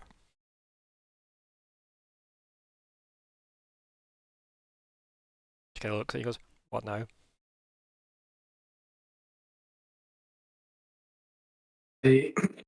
So what do you mean by it's not been told what to do? Do we just tell it what to do?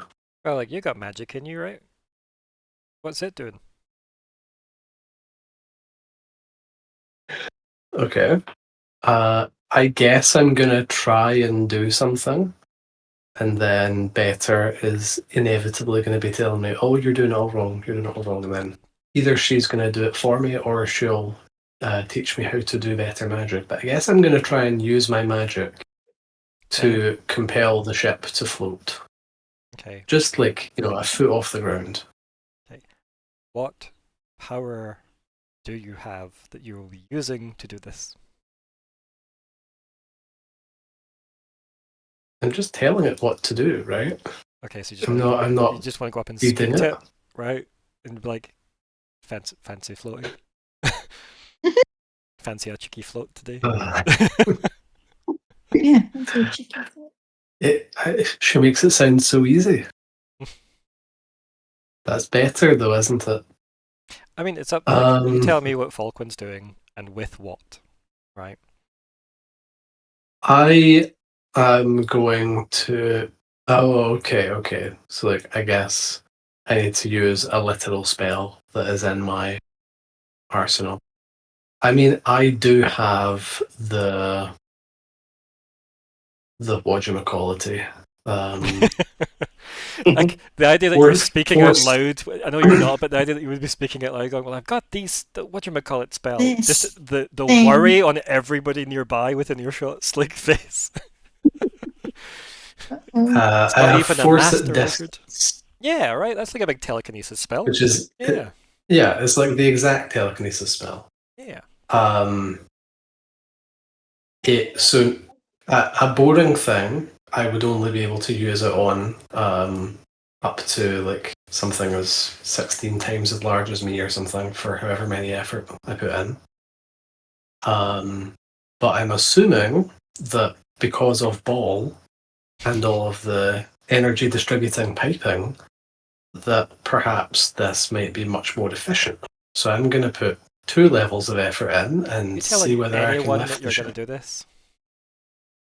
Yes, I'm going to very loudly announce that we're going to do an initial test of the flotation system so I can see for myself the way energy is flowing. That seems like a normal thing to be doing as the energy lead. Are you saying this loud enough that like people like Fabian and the other engineers will hear this? Certainly. He's like, we don't need to do it right now. Yeah, like that's the worry I think he had was, no, not like we would need to retract all the scaffolding. Like we would need to make all the people working on the ship aware and get them off. Yeah. Clear the room. Yeah. I'm declaring that I would like this test to happen. And we can build up to that. I'm not going to just smash that was the worry I think that Fabian maybe had. So you're just going to go, okay, force it distance in the orb, go, wah! Because, this group has had a little impulse control problem in the past. No idea what you mean. No, neither do I. It's actually great for storytelling. So, I guess like the entire like project gets paused. Everything starts to clear out. There's massive like gantry retractions and stuff. Like a lot of buzz happens. Obviously, as the scaffolding stuff gets pulled away, the ship like creaks and moves and like resettles in the just the scaffolding beneath it, holding it in place. A lot of the access. Who's staying on the ship for the test and who's not on the ship for the test? It's quite important for me to know this. I would very much like Better to be beside me while I'm doing this, because the plan is for her to tell me what I'm doing wrong and what the ship's doing wrong, and then she's going to be fixing it. Yeah, Lockhart's going to stay. Yep. On the ship? I think you do. Yeah, I'll be on your other shoulder. Sure. I'm going to sit as far away from the orb as possible, but I'll be on the ship. Okay. Ignysera can fly herself, so she's not in danger. Oh. Well, I'll step back a bit. Like I feel very protective of Better, but I'm very aware that Better is a lot more powerful than I am. So I'm gonna trust her, and then I'm just gonna step back. Okay, but you're staying on the ship, though, yeah. Yeah, be same with Nori. Like, let's be on the ship, but be prepared to either run in or run away. And we can assume that like Myr'ra has set up all the sensitive belongings you may or may not have, such as a mirror, in rooms that have been set up for you guys here. We can assume all that nonsense has happened. That or you just sleep in the carriage, I guess. Whatever is like, preferable for you guys. While here on the said project. Yeah. But mostly it's just so you know where the obsidian mirror you have is. Probably important. Mm-hmm. Yeah. You know, because that definitely. In case it starts resonating with the ball or something. Just like a really incredibly powerful magical artifact that could be potentially really useful. But yes, so you want to then channel some magic into the orb and do a big force at distance, lift the ship off the ground. Yeah? Okay. What we doing? How much? How big? As you're going in to do it, Lockhart will sort of stand by you. Like, you know what you're saying, just make sure you're saying it confidently. Make sure you're inscribing it, and frame it all in your mind, and other soothing and encouraging words. That make it easier for you. You feel stimulated, do you? have confidence. Just so you know that Fabian has helped evacuate this place entirely. It is just you guys in here now. Even Fabian left. Okay. He said he was going to try and set up the damping field in case it blew up. Cool. Okay. So I guess I'm gonna try and pick it up. Okay. How much energy are you putting into this? Does that mean like for the force at distance rule, how many like I'm speaking non-mechanically, right? I'm speaking in the fiction. Sure, okay, yeah. How much of Falkwin are you putting into this? And you can tell me obviously how much mechanically you're doing. Because it's going to be an intellect roll. Do I need to pick how much up front, or can I start with like the barest minimum, just try and get a grip on it and sort of magically feel how heavy it is and maybe increase the power slowly as I go? But they would have to be stated at how much each attempt was. Right? Oh dear. Yeah. That's not the way science works. Okay, kind of is. Okay, I think the responsible thing to do would be to start at like 10%. Like you never know. Maybe all the flotation stuff makes it super efficient, and that'll. And you're not wrong in thinking this orb is likely an amplification device as well as a storage device, right? Yeah. You're not wrong in thinking that. Hence why the ship's been designed the way it's been designed. You do, however, know that you wouldn't be able to lift something this size, if I'm correct in thinking. Normally, no. Even at like max output, you might be able to like slightly nudge it from just crushing you if it was falling from a great height, right? Probably enough force to maybe like nudge it slightly to the side, but yeah. Yeah. What's my? Let me. So base level, I can go up to twice my mass. Every effort lets me double it.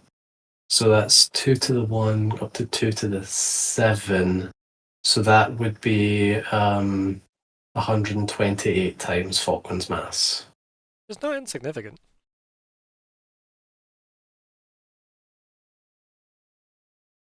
Which is not insignificant, but it's not this airship. No, I think I could chuck 120 Falkwins off of this airship and it not move much. Yeah. But yeah, it's still not terrible though. It's an insane, like, powerful move. You know? Yeah. So that's 100% power, let's say. Yeah. So yeah, 1% power would be like putting in as much effort as it takes to lift like Nori. Yeah. Well, being this. So let's so let's try 10% to start with. Okay, cool. So you tell me what you're spending mechanically. We'll go from there. Oh, yeah, maybe I should have started with that in my head. This will be 1 effort. Okay, then. yeah. Makes sense. Which, like, so mechanically, I could spend more than that for free. But the point is here, I'm deliberately trying to not be too powerful. This is 1 roll that you're adding force at distance in, right? So the cost of force at distance plus the same effort level, all the rules apply to the 1 action that we're doing here. So if you're spending effort increasing force at distance, think of it like increasing your force at distance strength versus making the roll easier, or very interchangeable, right? Yes. And you're getting 3 steps because of Lockheart. Okay. But that's it being an easier roll. Yeah. I also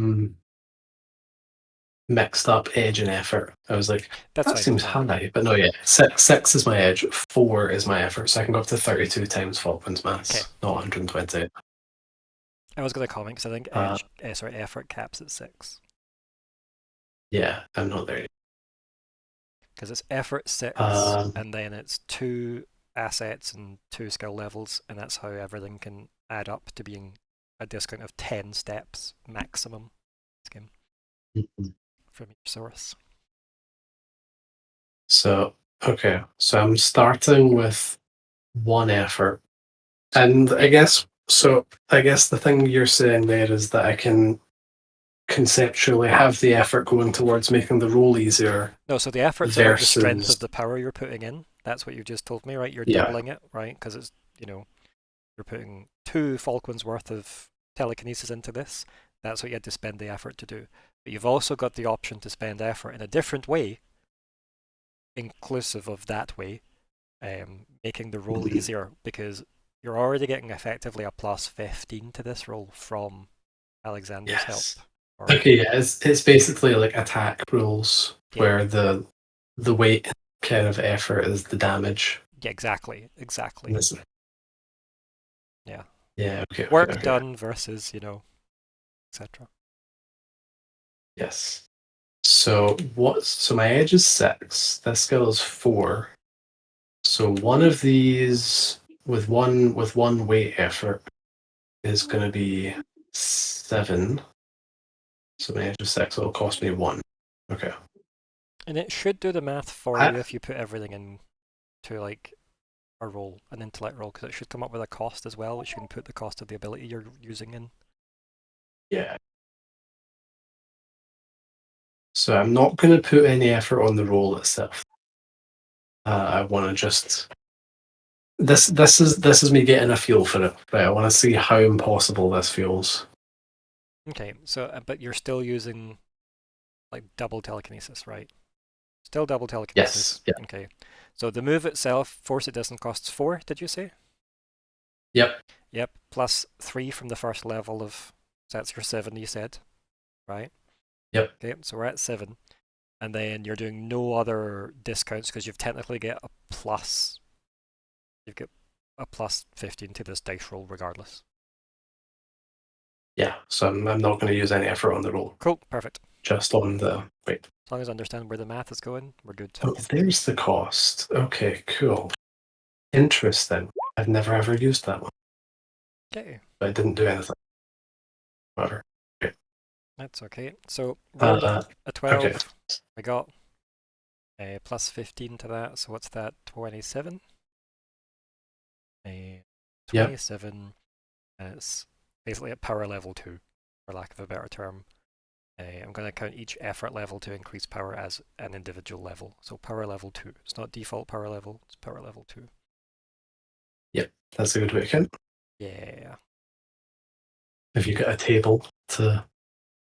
I just need to know the collateral. Oh God. Oy.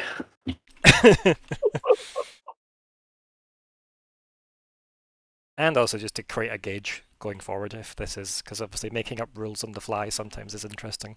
Because I didn't know what you'd do to try and get this off the ground. It's a good bet you're going to use telekinesis, but sometimes maybe you just think chucking fireballs consistently might work.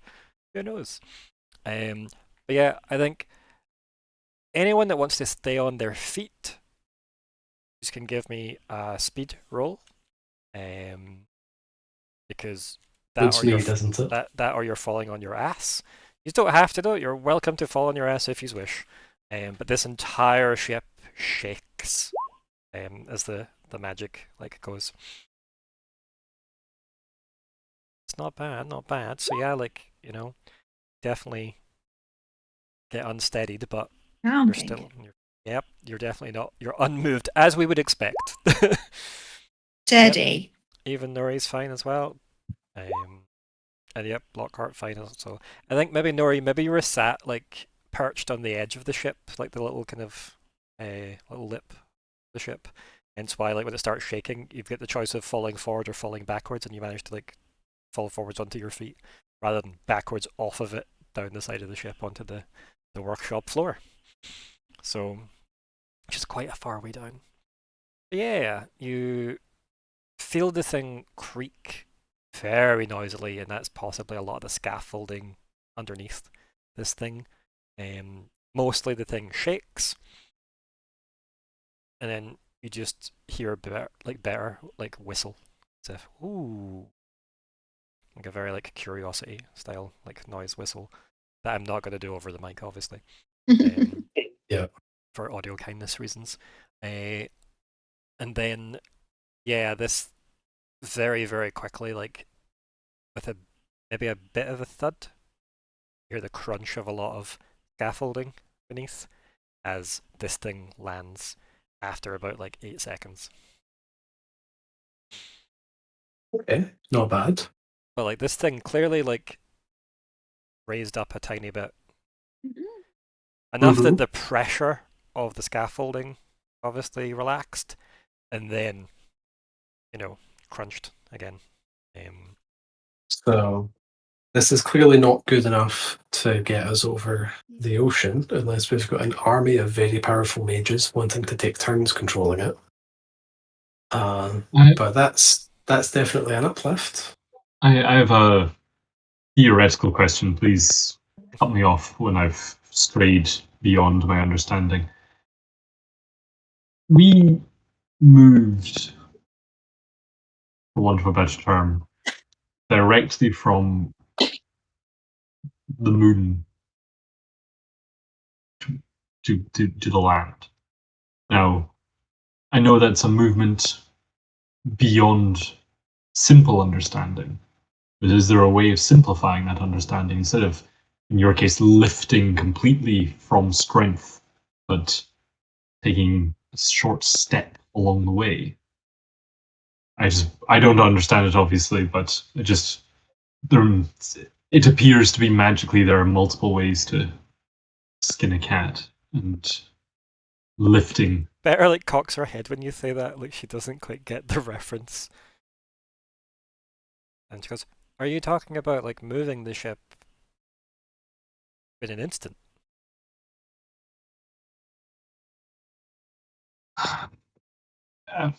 Obviously, this is beyond my understanding for much of it, but the difference between a leap and a step is just lots of steps. Could you not have some form of slow moving instantly? Imagining now the least healthy form of transport in this world, where it's like a movement spell, but instead of smoothly moving through space, you like teleport by a millimeter each time. And just get maximum radiation per distance. But we didn't get radiation. Well, you went. Yeah. So you went through the Feyways to get to the moon, and you went through the obsidian mirror to get back.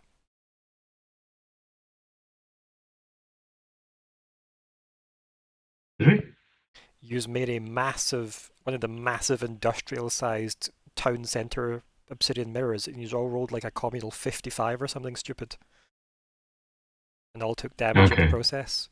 I'm thinking of. And then landed in the throne room. The council chamber. Yeah, I guess I'm thinking of Man on the Moon. Say that again. You're thinking of who? The Man on the Moon. Halcyon. No, not Halcyon. Amblin. Yes, Master Amblin. Was it Arthur Amblin or something? Halcyon's. His name was? Yeah. Halcyon's waiting in the wood for his table. But yes, no. Amblin was sent with the assistance of Better, fixing his teleport spell so it wouldn't blow up the moon.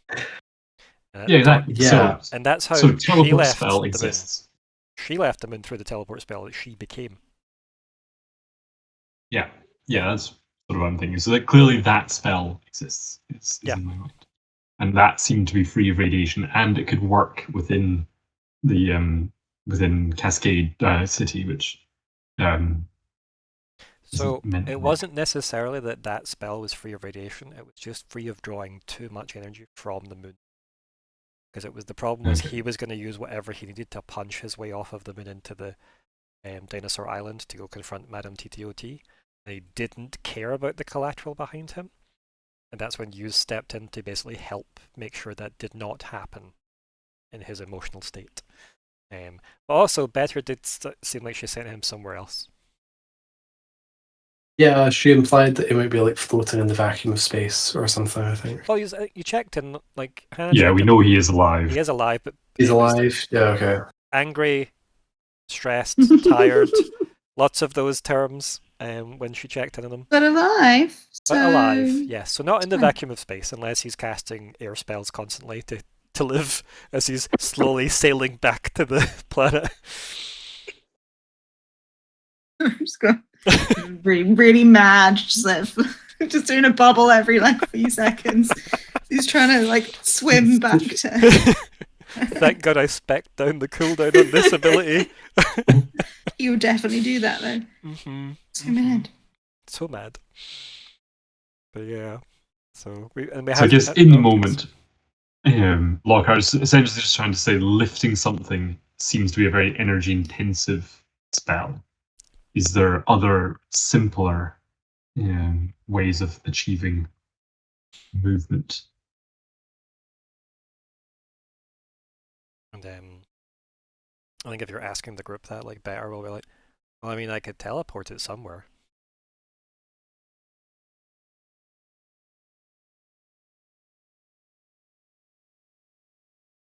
I think we want to make it work a little more flexibly than that. Well, yeah, it don't got no legs, so if it just appears somewhere, it would just be there. What was your opinion on the way the magic distributed and amplified when I tried to lift it just now? This you're asking Better? Yes. She kind of looks at you and looks at the orb and goes, yeah, that was really bad because it took a lot out of that, and they're probably going to take a week to refill that now. But it did lift, so gives you a thumbs up. But that's bad in general. Oh no, you're right? one because person, if it took...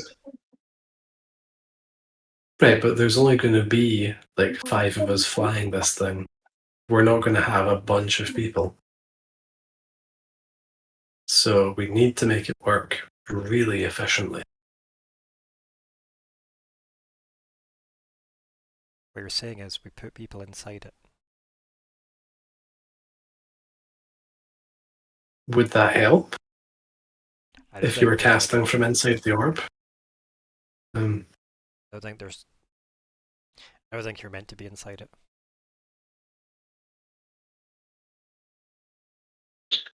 Why would being inside it help? Well, gestures to yourself, and if Myr'ra is here, she would gesture to Myr'ra, and also to Ignysera, and go, well, people with magic in them, right? Magic would get used up, and then it would power the orb. Oh. Oh. Yeah. I see. So how much do you want it to fly?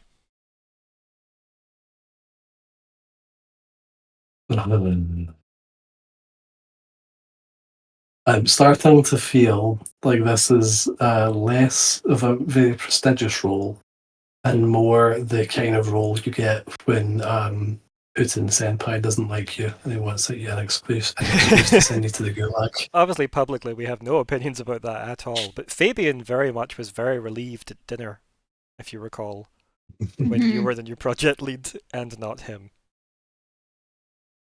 Yeah. I think as well. My uncle thinks we can do it. What about your uncle? Would he want to go in the orb? Maybe. Like, Better walks up to it and like just like puts her hand near it. She doesn't make contact with it. She kind of almost like she's like feeling the kind of like energy coming off of it. She like kind of like rubs her hand over where the edge of the orb is. She goes, I wonder how long it took them to fill it in the first place. Because it wasn't full. But like, it's also like leaking. Because, well, and she like kicks the metal like plating on the deck. The conduits obviously the magic travels through them. So maybe if we had a way of separating the conduits when we don't need them. That should make things more efficient, for sure. It does mean though that the conduits wouldn't be as, well, smooth. Because it would be like having to like warm up the oven, right? It wouldn't just be on. I think we could figure out some soft start. Well, where, like, if we were going dangerous, it just means we wouldn't be able to leave quickly. It'd be like a slow up rather than anything quick. You said it wasn't full. No. If you were to picture it as being an empty vessel full of water, how much would you say it was full when we got here? Maybe about 3/4. And do you think, well, and how full is it? Maybe like a quarter. How full is it now? Like, you see, this is a problem. Well, what you did was obviously you asked a lot of this one thing, and you were just one thing, and that's a lot of things that had to do just with the two of you. She looks quite sad for the orb. Because maybe if this was better designed, and she like kicks the conduits again, this is definitely making it like, and she puts her hand over it as well, and she goes, I can feel it leaking now. Like it's going. It's just slowly draining because they're designed to draw the power to them and distribute it. It's distributing it to nothing. It probably will wear through the wood if it was just left unused. This sounds like something to fix. Because, well, yeah, like if we could make breaks here, here, and here, that would stop that happening. Because then it would all be in, and she like kicks the metal ring that's around the, and she goes, this seems like it's designed to keep it looped in.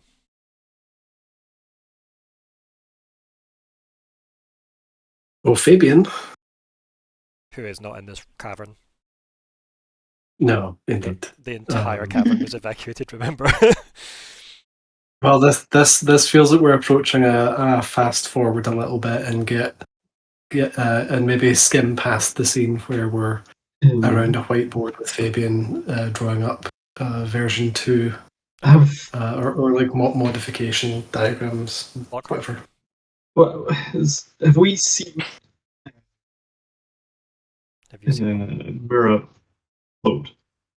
Yeah, I've seen Myr'ra fly a bunch. I'm trying to remember, is that part of her Cronus, or is that just a magical thing that she can do? I think it looks very crow-like, but I think she can cast the spell Hover mechanically. Like her form technically doesn't give her flight, because her form is effectively like a werewolf adjacent beast that we have called a crow. So that's why she gave herself the hover spell to add in flight. She might even have the flight, like a fly spell at this point. I don't know. I'll see if there's anything on her sheet that reveals such a thing. It just seems like we've got an obvious win so far on efficiency, but if we're still trying to make it do something that's incredibly inefficient conversion of power, obviously we'll do this first. But if she can fly, I imagine the use of that spell is cheaper. So things to remember about Myr'ra, right? She's got Hover as a spell, which we've seen like her fly around. She also has the teleport spell. So these are things that she can do. She also has things like countermeasures.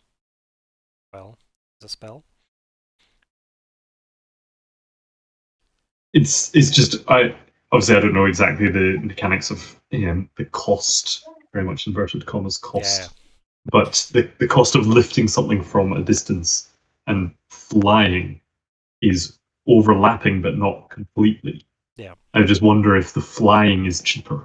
Well, you've also been told by Fabian that the thing can be multi-channeled, right? It doesn't need to just do one spell. Like, so long as you're clever about how you're effectively coding this orb, it can do a couple of things. But it will then take the magic reservoir in multiple directions. We need to put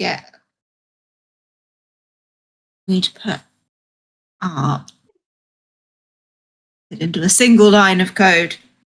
And doing a bunch of this will be full of dragon magic, will be something to note. This was full of dragon magic, and you've just chucked in a whole bunch of diesel into a petrol engine, right?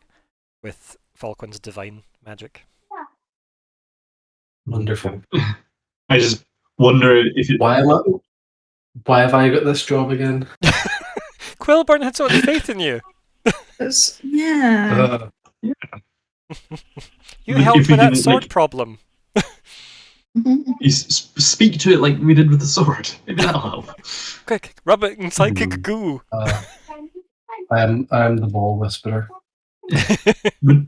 If we can tell me your secrets, O orb. Essentially, like if we can hover and like cancel out the mass and then maybe lift it from there, it feels like there might be cheaper, more efficient magical I think that's not a terrible plan as well, because obviously you've got her ability to make things float versus your ability to then move things that are floating, because it would be way easier to move Myr'ra while she's hovering, because she is cancelling her own mass out. So really, you could have been using crow projectile catapult powers as team up moves this whole time. Okay, hang on. So if my force at distance, the amount of effort I need to put in to lift the heavier things obviously depends on the weight of those things. Myr'ra's hovering reduces weight to 0. Yeah. Literal 0. Just you leave it, it stays. No net force. But then it might be still more efficient. Again, I don't know what the actual costs are, but her flight might be more of her mass moving at a less effort cost or more cost. The resource of this is getting complex, but we can assume that she has hover. We cannot make any other assumptions if we've not seen things. But she has been very vocal about being able to teleport.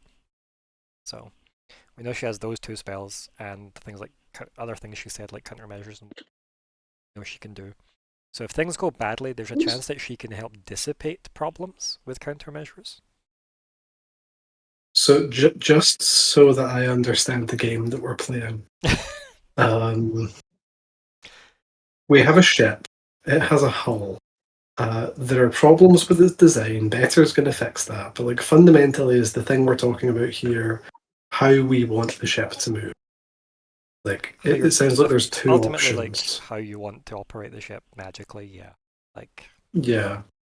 So it sounds like the options we've come up with so far are either we might be able to have it sort of move around in 3D space using my force at distance, or we can have it sort of be fixed in the air hovering and then just teleport it to where it needs to go. Well, push it, I think, is what Lockheart meant. Like if it's Can hovering, we- you can push it. We should be able to do it like Planet Express ship. Move the universe around the ship. The dark matter drive. Yeah. So options that you have based on the magic you've all got, right?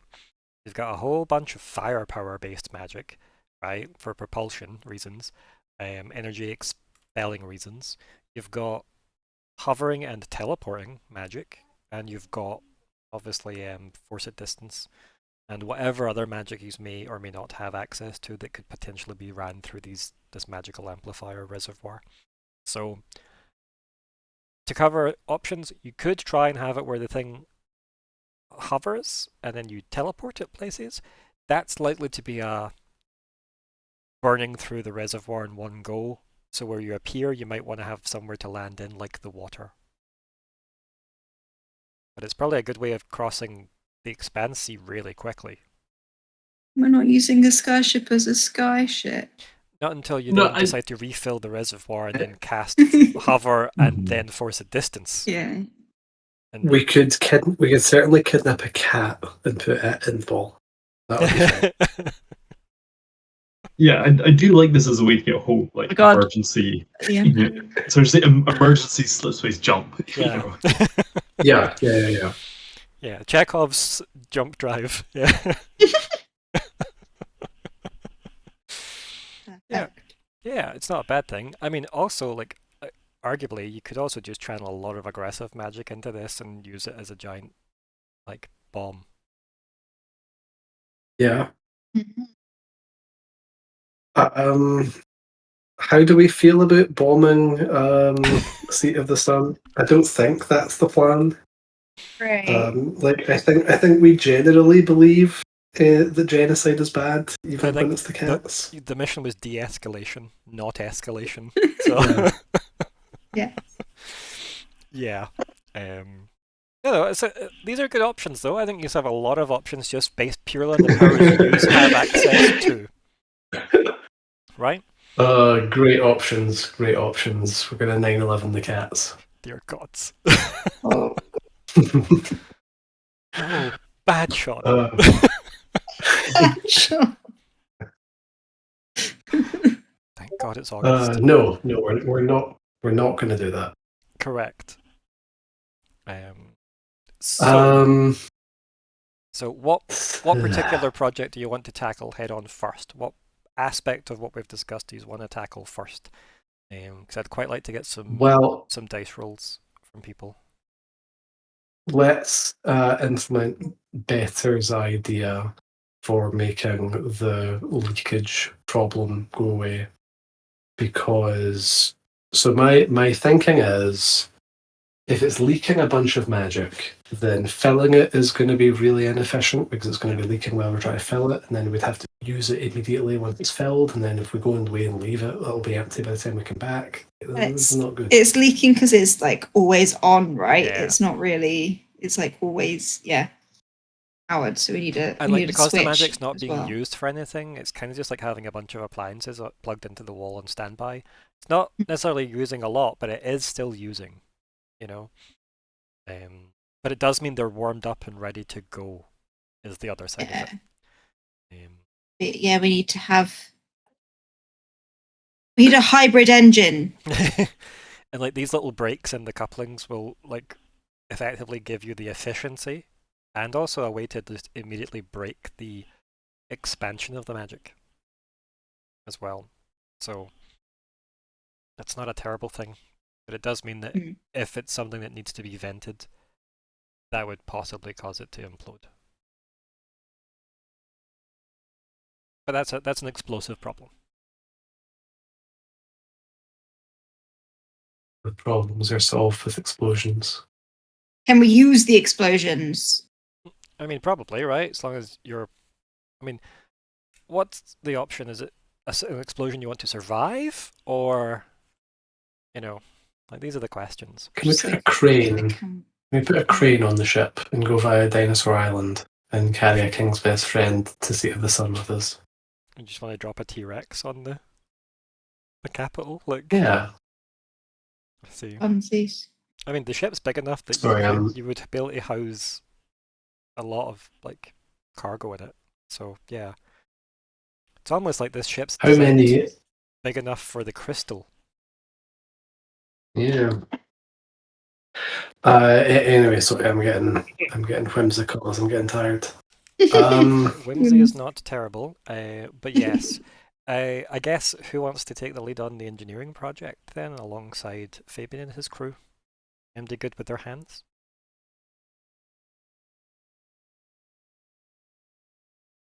Lockhart can project manage, but yeah, I mean, you're welcome to like be there and encourage people if you want. Yeah, for sure. Might be better. I occasionally get my dragon's maw out to help carry things. Yeah. Around. Yeah. So I can help. For sure. Open's just sitting on the director's chair, barking into a megaphone. Yeah, and I think as well, like Fabian, yourself, and Better probably drew up some rough diagrams that just explain why keeping a lot of the magic kind of self-cycling is better than it just constantly like infusing the superstructure of the airship. Him going, well, we thought that was easier because then it wouldn't like boil over, the term he used. And yes, we just need to do something about that problem somehow. Yeah, and I think like the rest of that day, unless anyone's got anything else they really, really want to do, because Nori, you've been very quiet. Yeah, I mean, this is way above Nori. Nori's the only thing I've really got I was thinking about was actually speaking to somebody if we could get the rings fixed and my golden bloom amulet fixed. So I've been waiting about for that just to go in there while all this other talk's going on. So yeah, well, like while that's happening, like you could have wandered off and had a look, and are you going anywhere specific in the like university city that it is? Well, I'd show one of the engineers what I'm looking to have fixed and see if they could recommend somewhere to go and get some directions, and then just wander off and see if we can get them fixed. Yeah, so they give you a name of someone that works with artifacts. Give me a wee second, I'll get us a name.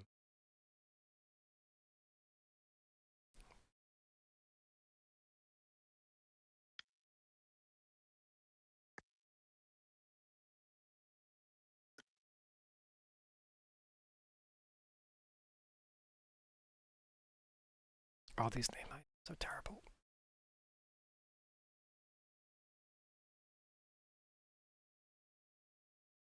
One of them is Negus, Protector of Life, and that really appeals. The Grand Negus, perhaps? Yes, how grand. I mean, let's just take Negus. Negus is a great name. So yeah, you're given the name Negus, and that is just a contact within like the artifacts kind of like sector of the city. They ask if you need someone to guide you there. They can get someone, one of the younger scholars, to take you to it. Need directions? That, or you could just wander around for a bit till you find it. You know my answer to that, don't you? Yeah. No, he's gone wandering. Yeah, yeah. So while Team Engineer are doing a very, very detailed overhaul of the entire ship, you go wandering through Quarkiva. Before I do that, yeah. Does anybody else have anything else they want prepared? I'll take it with me. My ring died as well. I was actually hoping to do some shopping at some point for some ciphers because I don't have any. But well, we can deal with that when you're not working, right? Yeah. Like yes, indeed. You're not going to be here. I'll get a day off. Yeah, exactly. This is going to be like quite a long-term project.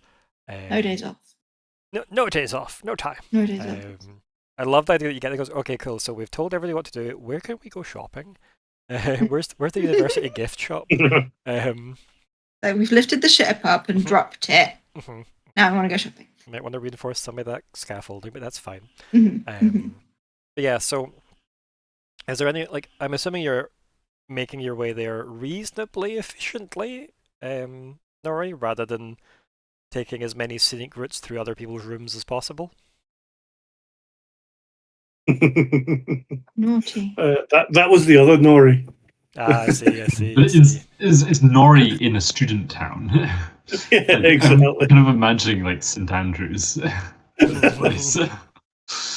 Pubs after pubs after pubs until I get there.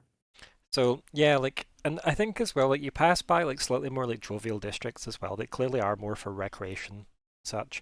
But a lot of the recreation seems to be like centered around various traditions as like archery and things like that. Like it seems like they've been. The point of recreation is physical recreation to break from the mental work, right? So it's Cambridge, not St Andrews. Yeah. But yeah, you eventually find the artifact district. You go inside, talk to some people, find out where this person is, this Negus, and knock on their door. A familiar face opens the door, and you just hear, "You." It's Sloth, isn't it? No, this is the person you harassed in. This is the Dragonborn scholar from the Arcanatrix that was the person you were trying to get the gold bloom fixed with previously. Clearly, many months later in their academic career, now that they're housed within Equor Kiva in the Artifact District. They recognize you immediately. He's basically my good friend Negus. Just like he's almost like shutting the door on you.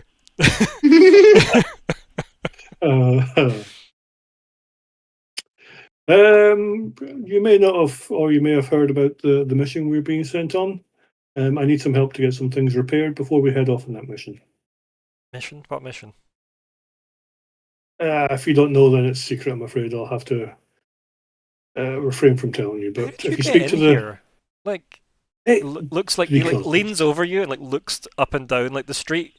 It's like you don't even have an escort. No, they sent me on my way from the engineering department to meet you. Nobody in the Arcanatrix knows who you are. And that's the way I like it. Did you break in here? No, of course not. I would stand out, don't you think? You do stand out. Yes, because I'm letting you see me. That doesn't reassure me like you think it does. I assume you're still wearing like the golden chain around your neck with the gold bloom on it. Of course I am. And he's like, look, you're just not even trying to hide it. It was a gift. I told you that before. You just wouldn't believe me. Would you believe me if I said that to you? A bunch of fairy tale nonsense about gold leaf gifts? That's the type of stuff you get kind of, sung to sleep with.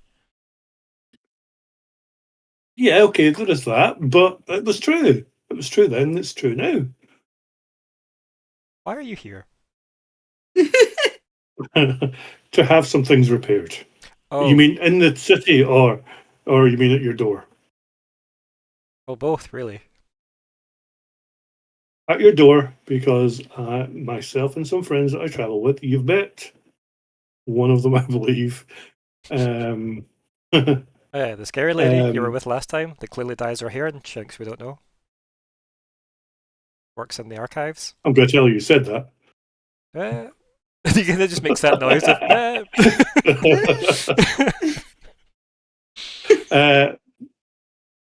Yes, we've been tasked with a mission, and we've been brought here to build a specific tool to allow us to travel. I see why they brought you in. Another continent.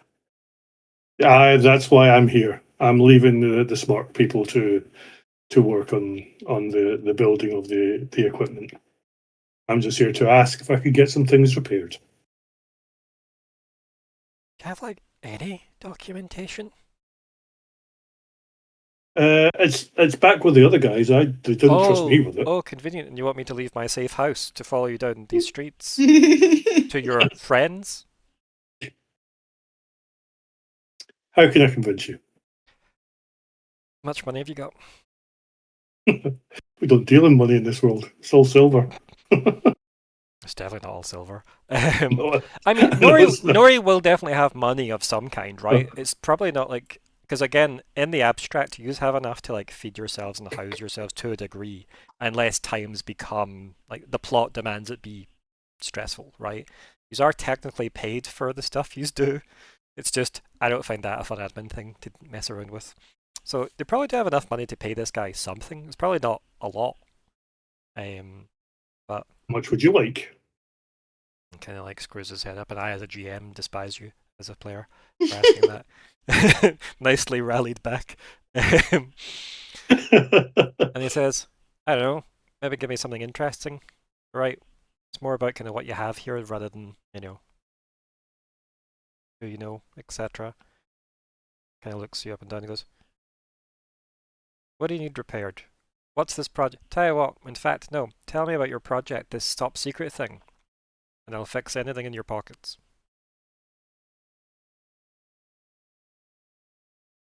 You wouldn't believe us about the gold leaf elf. Yeah, so what you got to lose? Yeah, exactly.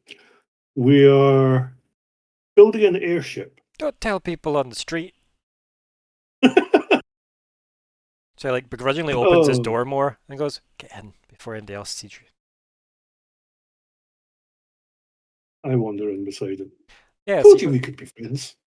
So you clearly walk into like what looks like student accommodation / workshop, like makeshift workshop thing. Lots of alchemical ingredients, lots of like magical trinkety things, a whole bunch of random crystals that possibly give you the ick because not had a great history with crystals. And he's like, try not to touch things. He like moves a stool out and like dusts it off, and she sit there. He goes, right, put everything up here that you need me to look at, and then start talking. Interested to know why you're in the city, of all things. I obviously drop off the golden bloom amulet. I'll lift it over. And I'm assuming anyone that would have wanted stuff recharged and whatever, they've given you the stuff, including like if Hannah had like a ring that needed recharged or whatever, like we can all assume that came for this too. Exactly. So the light skill rings, the gold bloom amulet, whatever the guys have given me to be repaired, and I lay it all out in front of them. And I think as well, if it is a collection of like rings and amulets, then that's fine. If it's something super abstract and quirky, we might have to have a conversation, obviously in the retroactivity, but for now, that's all fine and well within this guy's like scope and skill set. He looks at them all. He looks over the rings and he goes, these are really well made. Like, maybe I should have upped my price. A deal's a deal, my friend. That's dangerous talk. Kind of like does like a fake kind of smile, and says, "Right, well, come on, deal's a deal, as you say." So, have you heard of the airship that's being built in the caverns? No. No. Well, that's how secret it is. I see. An airship. Why would they build it in a cavern? To keep it secret, of course. But it's an airship. We thought the same thing when we first entered the cavern, but we were informed that it's going to follow one of the rivers through one of the caves and then out, and then from there it will take off. Right. So there's caves as well. Seems to be. Okay. Rivers, caves. And where are you taking this airship? That might be dangerous to tell you. That may cost you your life. Okay. That's a very convenient excuse not to tell me. Other people have died knowing some of this information. I'm hands on, cards on the table. I'm being honest with you, it's dangerous to know. Right. Okay. So, like, why are you going? Oh, Yeah. Very good question. It's my task. We have been tasked with this by. You don't seem like the type of person that takes orders very well, though. You know me too well already. But you threatened I me do have loyalties. really effectively. It was incredibly disturbing, and I've had nightmares since. So yeah, you're kind of a hard image to shake. Yes. I do have loyalties. I do. There are greater things than my own desires and needs, and this is one of them. This could shake Denk and the rest of this continent to its core. I see. That almost sounds noble. Thank you. You don't look noble. No, I'm definitely not, but I am trying. I am trying. He kind of nods to that. Yes, I know, I'm very trying. And then he says, right. This has the crest of Queen Lightscale on it. It was a gift from her for a task we did for her way back in many months ago. Why do I feel like this is some kind of prank at my expense again? Kind of like looks around his like room, a bit confused, and then he's like, "So there's several rings with the Queen's crest. There's a gold leaf elf artifact. I'm pretty sure it's still illegal. Illegal? It's like, we had this conversation in the Arcana trip. He dismisses it. And he says, and what else is in there? I think, is it Kalli? Did you give him your thing as well? Yeah. He goes, and this also is my Lightscale ring. Yeah. And it's like, and this is the only thing I recognize, which is Draconic in nature. A gift. From your king to his... Oh, of course. From King Gwilburn. To go along with Queen Lightscale. I move in high places. I may not look it, but I do. The rumor has that they're related. Who? The Queen and the King? Indeed. No, I haven't heard that. Kind of looks at you like, doesn't know how to gauge that. And then he goes, right, I see. And the gold leaf artifact, you said it was a gift? Yes. Let me guess, from, Modesta Lara herself? No, of course not. She's actually quite a scary lady, though. I've heard rumours. Yes. We had another friend who... She visited the Arcanatrix one day, and it was... Ever they had to wear, actually, pressed clothing. They had to look presentable. And she seemed like she had anywhere else to be, very frankly. Yeah, we put on, a really big welcome do for her. Didn't seem like she cared. We found that she comes across as above most of us mortals. I don't like it. No, we've kind of been turned against her, shall we say. Kind of narrows his eyes at that. He goes, see. And yet you've got this. And he holds up the Goldblum amulet. Yes. But if that's got elven magic in it, he kind of covers it in a cloth and whispers, she can hear us. That's what they say.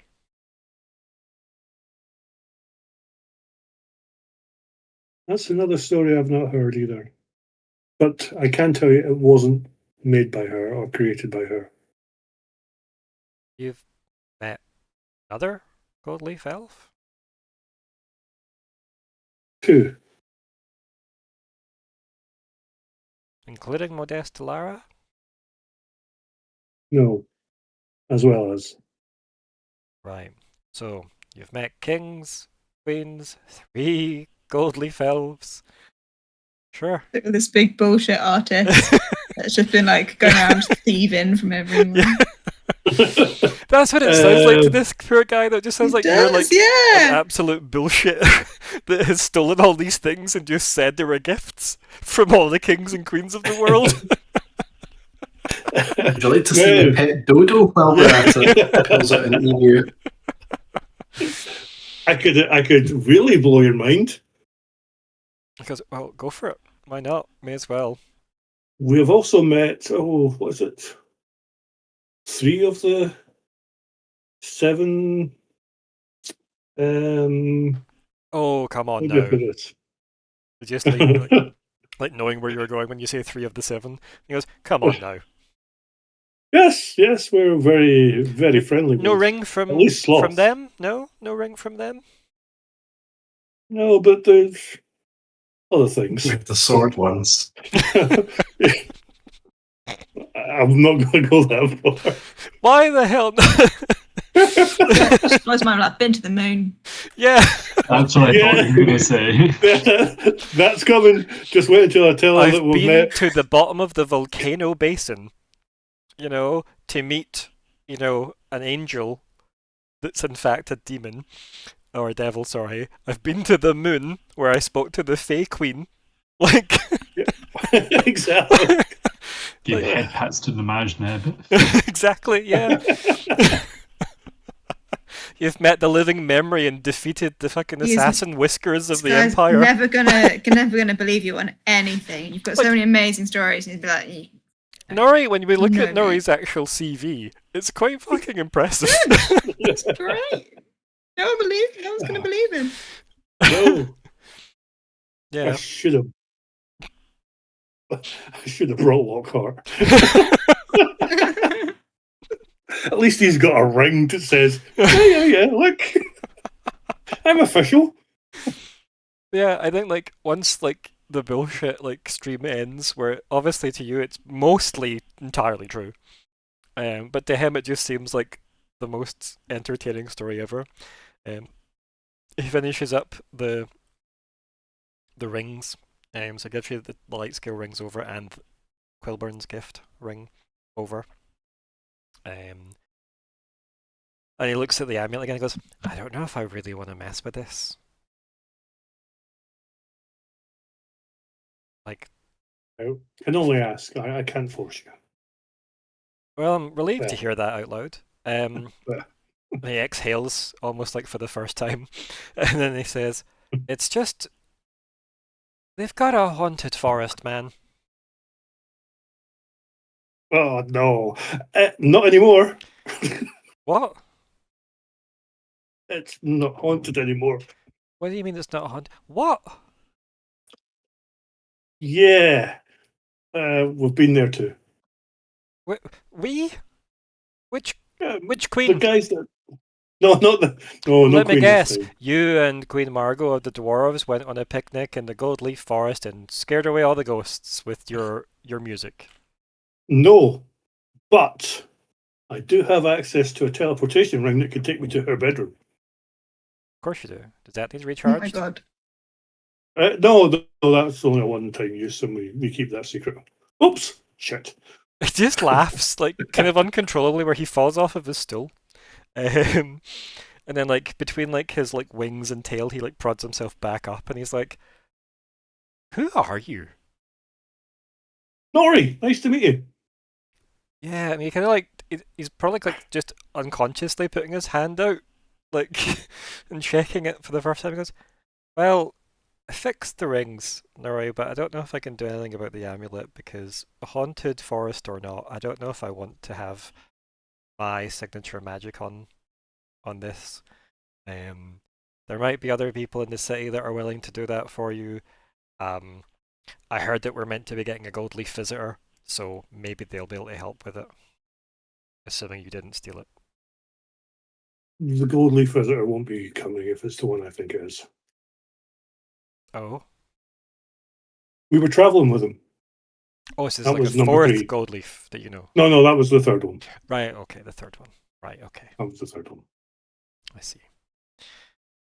Why aren't they coming? Do you know what? Actually, no, I don't want to know. I actually think it's maybe easier if I just don't know that, because my dreams are going to be incredibly vivid tonight. Whenever... Nori, I've had a lot of cheese today.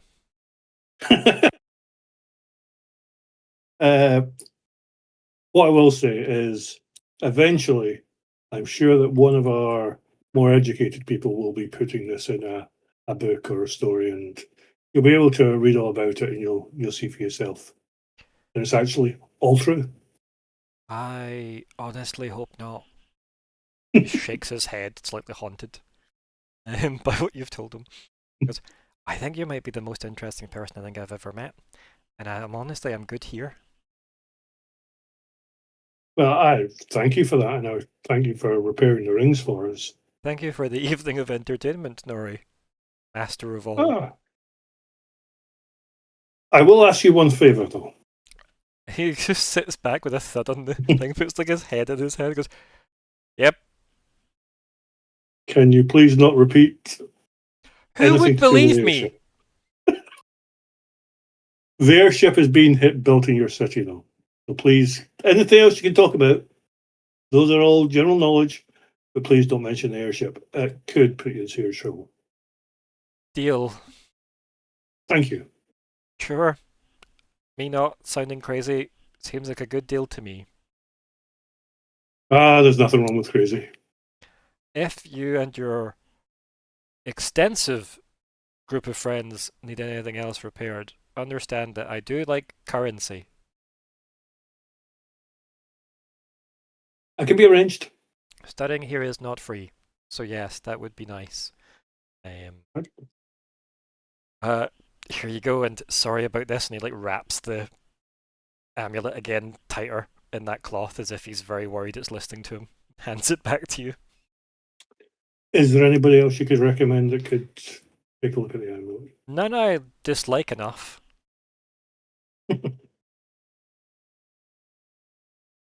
Maybe ask one of your kings or queens. They're a bit distant from us at the moment, and we won't be seeing them for a while. That does sound like you will be seeing them, though, and that seems like another story for another time. I have no doubt we'll be back in their presence. I see. Okay. Well, good luck with all of that. I'll make sure King Quilban hears that you're been very helpful to us. Honestly, okay, sure. Yes.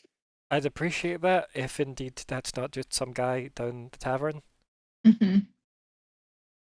Do you know of his niece, Ignysera? No. No? Oh, okay. Why would I? No, just I was going to say she travels with us. Right, of course. Niece of the king travels with you. Yes. Why wouldn't she? Of course. Oh, that's who the ring with the crest on it belongs to. Yes, you see, yeah, the king's ring for his niece. Yep. Yes. Yep. I mean, yep. You know that I'm not working anymore, right? On your like, this is all free. Yes. So next time I'll know where to come because I've told you another story. You'll need to let me know if you're in any of the taverns specifically, and me and my friends can come drink there and listen to more of your tales. Oh, I have better people, better speakers than I am that could tell you the better tales. Of course you do. Yes. Well, thank you for your help again. I'll make my way back. And he looks so bemused. Like as you're leaving, like he's not really sure what just happened, other than he got told a very fantastical story of many famous people that you know. And then off you go back into the day. Name dropper. Just honestly. I know all these people. Oh, you know this king. I've been in a volcano. I've been to the moon. I just got 4 rings fixed for free. Mm-hmm. I done well there. I wasn't for free. You told lots of stories and secrets. Stories. Yeah, you trusted this guy. You looked in little Negus, you know?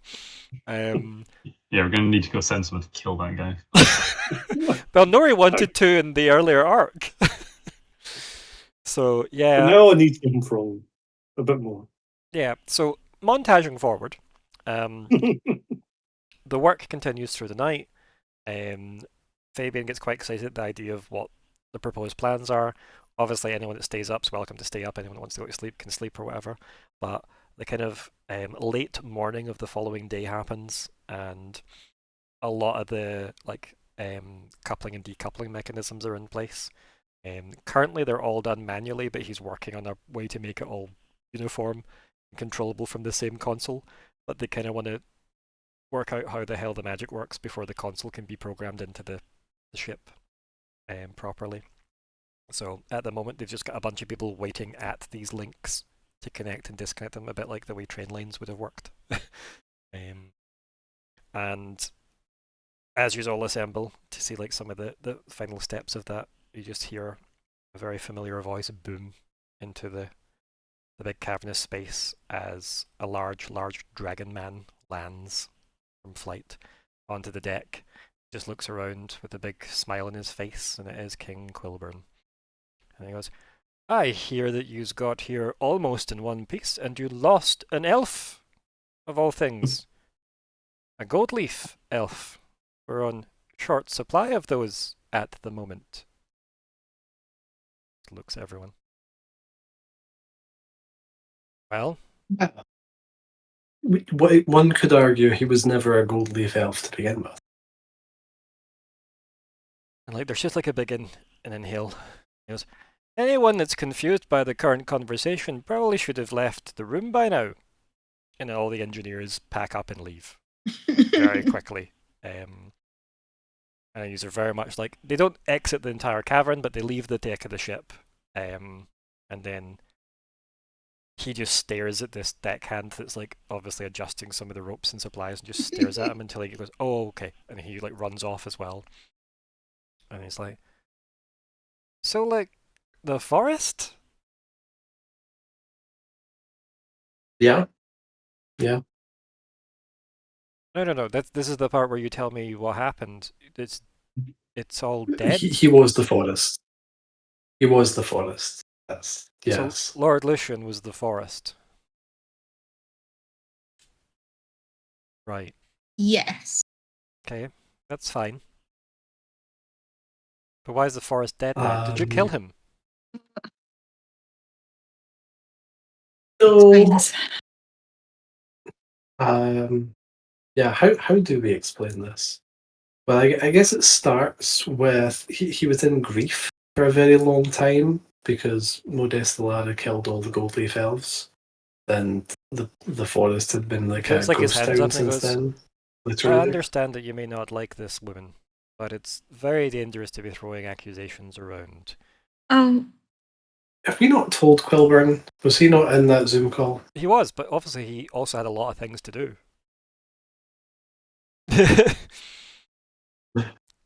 Also, just saying that someone's a mass murderer of their own people is quite the accusation from someone a fraction of her age in terms of global impact.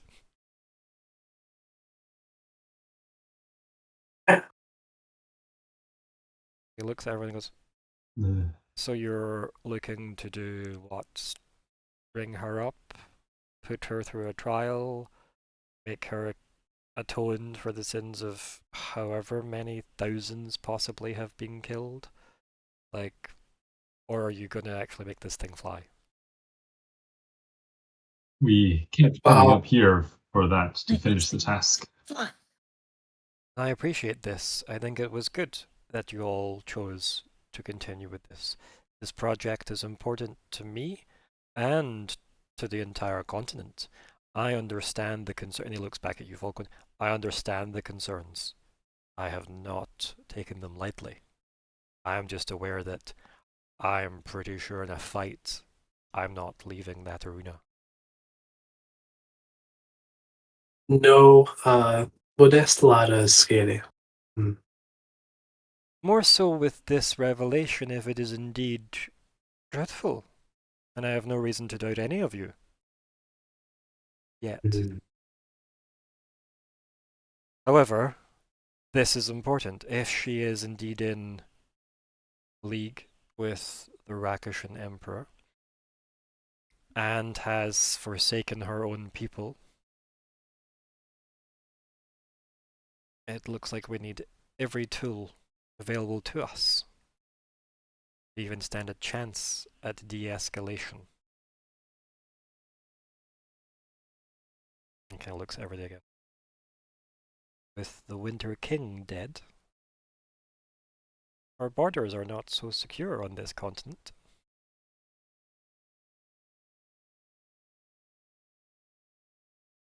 What if she was the one that killed Lindoanthruel?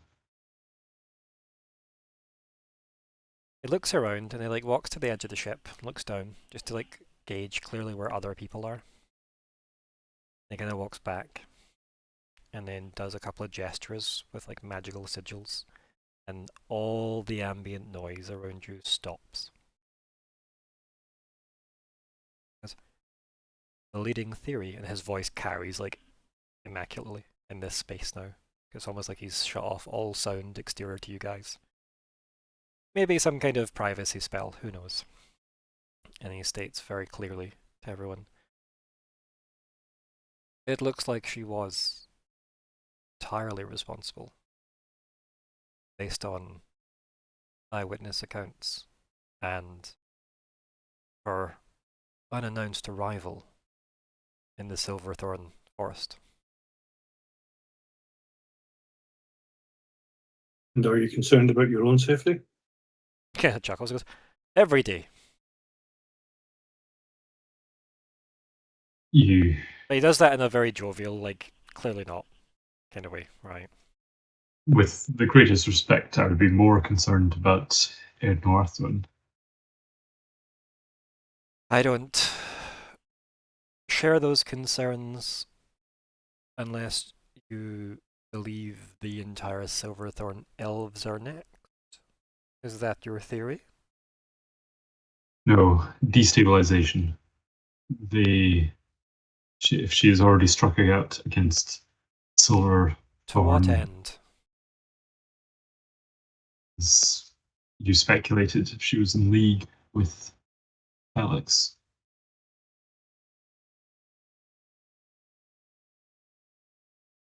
My concerns are a bit more focused than that.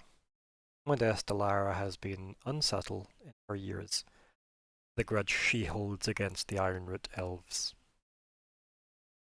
This Malmanis figure, potentially concocted from her own machinations to drive people's dislike towards some responsible, nebulous concept. He waves his hands vaguely, that allows her to act in the safety of others, allowing her to take her revenge on Brandon L. Ironroot, who yet lived until recent events, it seems. I believe the only reason she would forsake this life at this stage was solely due to his presence, his resurgence. Truly one of the few threats to her. Second being the Solar Emperor. He is a singular being of immense power, strength, charisma, and resources. Will take all of Kael to mount a defense against the Rakishan Empire, given our diminished status now.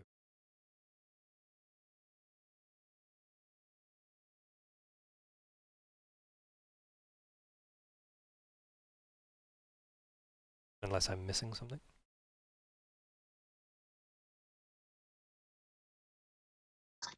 This is the question of why now. You have seemed to answer with the reappearance of the Ironroot to the table. My concerns would be for King Vanel, not King Ertuartnon.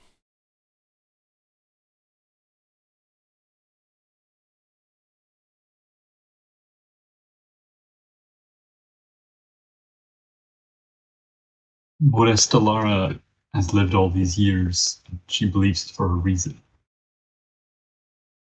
Simply to prolong her own life by eliminating the threats to it seems. He like shakes his head. It's like, I don't think it's as petty as that either. I think there's more to it, and I think only she can fathom this. Her machinations, her grief over the years. He kind of like shakes his head in like sympathy. He's like, I'd hate to be left with guilt that long. I can't imagine what that's done to twist her mind. Never mind the horrors of the war.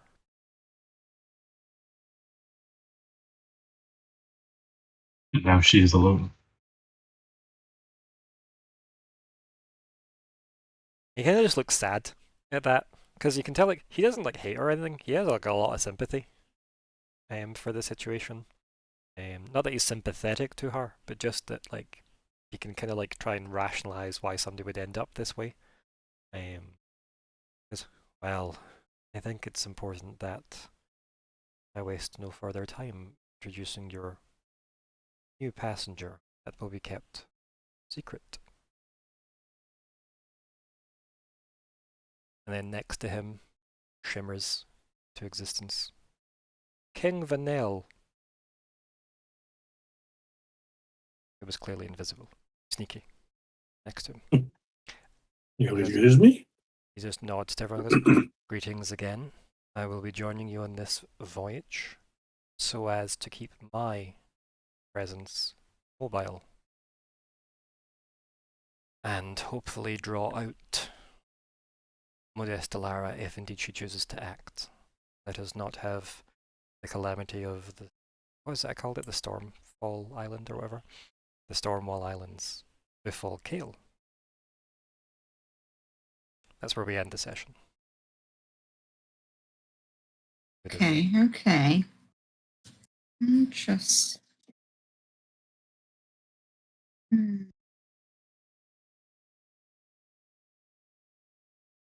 You do know I'm asking King Quilburn to go and visit Nagus, don't you? Yeah, obviously. I would hope so. I think. And I'm sending some. Yeah, I just. That seems so bad. I think Lockhart's going to send someone to be like, there's an escaped lunatic. He's just spouting all sorts of nonsense. He stole loads of things from important people. Obsessed with Queen's bedrooms for some reason. Bad. It's only rumors. What would you like to call this session? I really like meekness as weakness, because that was said earlier, and that was quite fun.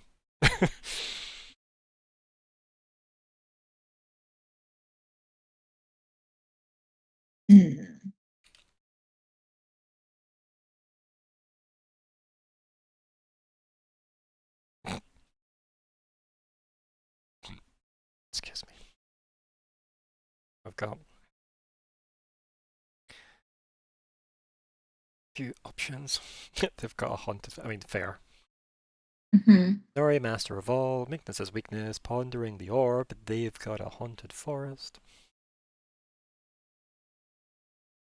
The other, because of Ball.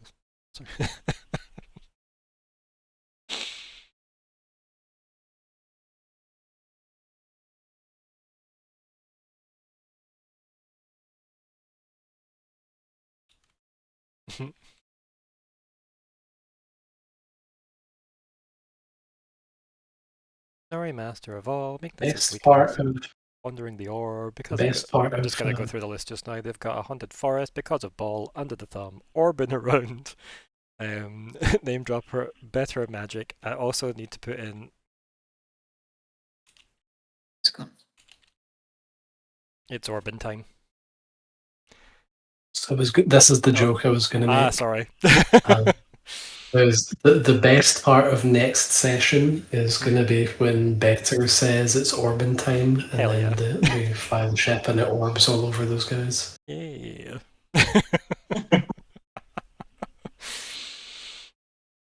pop in your votes unless we've got any other suggestions. Or do you want it to be Mighty Morphin? Hell yeah.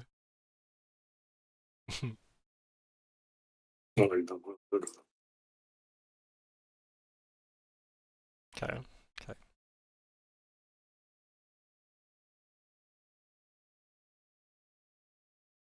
Yep. It's good. Yes. Yeah, Nori Master of All. Orbius is a good thing, right? Yeah, Orbius, yeah. Well, Morbius was the character name. Yeah, no, but I mean, like, Orbius specifically. This is... I mean, it probably is something. he was a Roman general, apparently. His was he with Wikipedia airships? page is very short. I don't know. He defeated the supporters of Mithridates II at Delos. Oh, okay. That's a It seems part big. of the Mithridates Wars. Yeah, that's an important place and So, an important. The winner of that was wars. Nori Master of All. Goals, everyone. Did we do any? Surely not. But it's worth checking. Not on a session back. Surely not. There appears to be a goal from March. Question mark, Lord Lucius. Surely we did that last week, or 2 months ago. That's probably all done, yeah. We did, yeah. I can probably just delete that off, but I'll probably just leave it for posterity.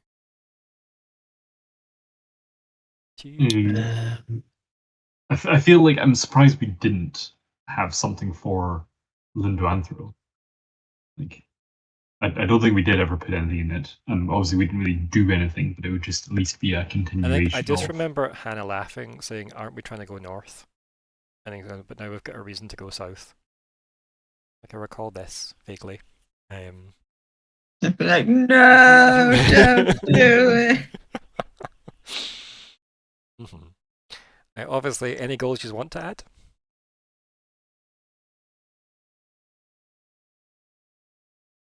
Get the airship going. Yeah, doing the that thing. I think. What about like a successful test flight? That might be a good goal you just want to pop in. Yeah. It was a good first attempt as well, right? Like we got the thing off like the scaffolding, even if it was only for 8 seconds, it still happened.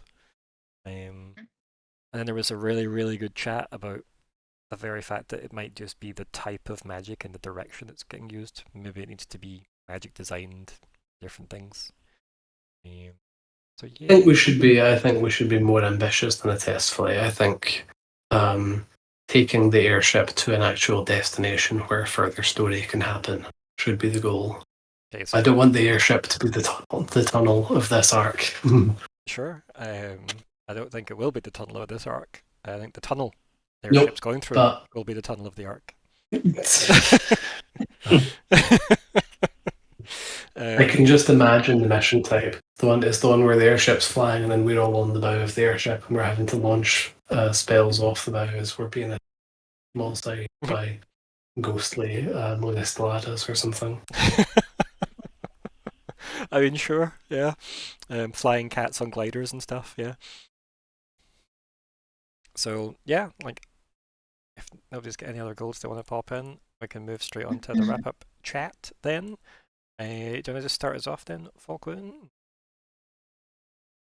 I'm recovering from COVID. I'm tired and have brain frog. Yeah, well, let's go with it. Brain frog. I'm amazed that I'm still alive and conscious. Yeah, you did well. Things happened today, I think. I don't know if it's because I've been really like running on fumes today, but I don't know how I feel about all the engineering roleplay. It reminds me too much of the day job. Yeah. But yeah. Nori's comedy gold with Negus. Yeah. What's his name? That one. That was excellent. I enjoyed listening for that. Yeah. Lockhart? Yeah, I mean, absolutely. Like, just gold. That was spectacular. I wasn't there when you met Negus the first time, but I was there for the next one, so I heard about that conversation. So I'm glad we got to see it again. Operational security means nothing to you, Nori. Not when I'm trying to get something for nothing. But we have things. Yeah, but I wanted more, as always. Yeah, I feel like there's going to be one for the list. But it was fantastic. Just no, as the children say, no notes. Yeah, well, actually, at first I was like, oh, I didn't have that much notes. I think Fabian's going to have fun, and Professor Corax, yeah. is going to enjoy our attempts at technomancy, and we get to become aeronauts, which is always a long-term goal. And yes, that was absolutely like, I had a skeleton crew, literally, and we could be underwater. And I like that. It meant the conversation got opened up for like Fabian to be like, oh, we could do all sorts of stuff if the logistics support it, you know? Just you've got to pick what options you want, otherwise it can only do so many things. Because yeah, trying to hold back an ocean is a lot of work. But with skeletons, you don't need to. True. And can we get it to go to the moon?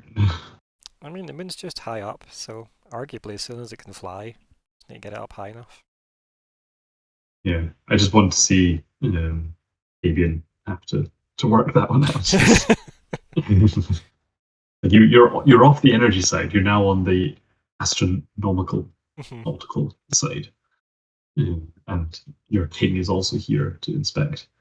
And now we've got Vanel. I'm not sure how I feel about that. I don't think there's a lot of points in arguing with them, but don't know that it's necessarily the best idea. But we'll take having a moving target. It's probably a good idea, right? Yeah. Having a moving target and trying to draw out your enemy are fairly mutually exclusive. Well, the other problem, I guess, maybe this wasn't that obvious, but like the concern would be that the giant beam weapon would just strike Cascade City. Right? Like it destroyed the tower. Right, that's particularly what they meant about the storm wall. Yeah, so the storm wall was where like Mal'Manus' evil tower was, right? So that's made out of the same material as this place. That was a big deal. So yeah, that's the worry would be. I know that wasn't maybe that clear, but yeah, effectively, if whoever was responsible for destroying that tower took it upon them to take out Vanel next, then, and if everything is lining up to point all the fingers at Modestelar, which it does slowly seem to be, then keeping him in a highly populated multicultural city is not an ideal. I'm assuming we still have a body double there. In many different places at the same time, just to be. I think there's definitely no body double in Cascade City, otherwise it would defeat the purpose of it, right? There's definitely rumors of travel elsewhere, you know? There's a good chance that Vanel probably travelled a long way away, manually, to then teleport or be moved by Quilburn to Akwarkiva. So yeah, you seem to be in the loop for his presence also. Yeah, well, we'll see how far he puts up with us. Yeah, I think you can safely assume that he will be a relatively quiet addition for the most part. so long as you aren't asking him a million things or poking him in his grief. These are good things to focus on. But yes, anything else? Lockhart? You think you will? Ignysera. Oh, very excited to be in the span now. Mm-hmm. So seeing a bit more Dragonborn stuff is gonna be fun. Yeah, it's an interesting challenge. Try and get the airship going. We need some kind of hybrid method. Can't just fully rely just on this orb if we need it to be going on and off. But then we don't want to add any more weight or any more anything else. But it'd be interesting to see how it goes. But my favourite bit was Nori, and yeah, it was great. It was so funny. I feel like he's Nori's like somehow like his nemesis, but he doesn't even like know it. But it's not like a kind of very serious nemesis. It's like a nemesis from like your office. Yeah. Or just like finishes the milk or something, or like doesn't even realize like or he gets praise for a project that you completed or something, and it's just like, oh, God, again. Oh, it's the best. Great. Well, it's also because this guy's like an artifact expert, right? And Nori keeps turning up with really random rare artifacts with amazing stories attached to them. And then going off again with them, so we can't like say anything about we can't have them to like say anything. Like, oh, I got to see this, or like, oh, he came in with this gold leaf thing. I'm not going to say anything about that because Yeah. Oh, it's great. So good. Very good. Yeah, and it's nice getting you to like spread your draconic wings, as it were, lore-wise as well. It is nice. Getting to share that with the gang. Yes. Yeah, I'll see if there's any story or drops. Dragon stuff. It's fun. Yeah, just and also just that moment where like Nori is saying as well, and oh yeah, like, do you know the niece of the king? It's like, why would I? Like, also, of course you travel with her. Of course you do. Why wouldn't you? So of course you do. Yeah, he's like Nori's a story topper without even knowing he's a story topper. Yeah, it's great. It's really good. Very good. Just when we're going, and Nori was in the moon, and Nori spoke to the Fae Queen. And yeah. He doesn't know the half of it. Nori was arrested for going into like. Yeah, he's like this teenage kid that's just wondering. Yeah. Yeah, like Nori's like killed a notorious serial killer that's been killing people for like 80+ years. Like, yeah, Nori's done a lot. Yeah. A lot. Yeah.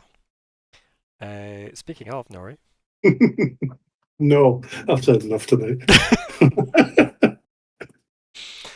It's one of those things. It's you sit with the engineer and talk and everything like that. Nori knows very little about that, so he just sits, he listens, he learns. When he gets the chance to go on the adventure, he'll go on the adventure. Sometimes it feels lonely as the only not clever person in the room with all these other talkers and speakers that seem to dominate their worlds and things like that. And I accept that. That's not who Nori is.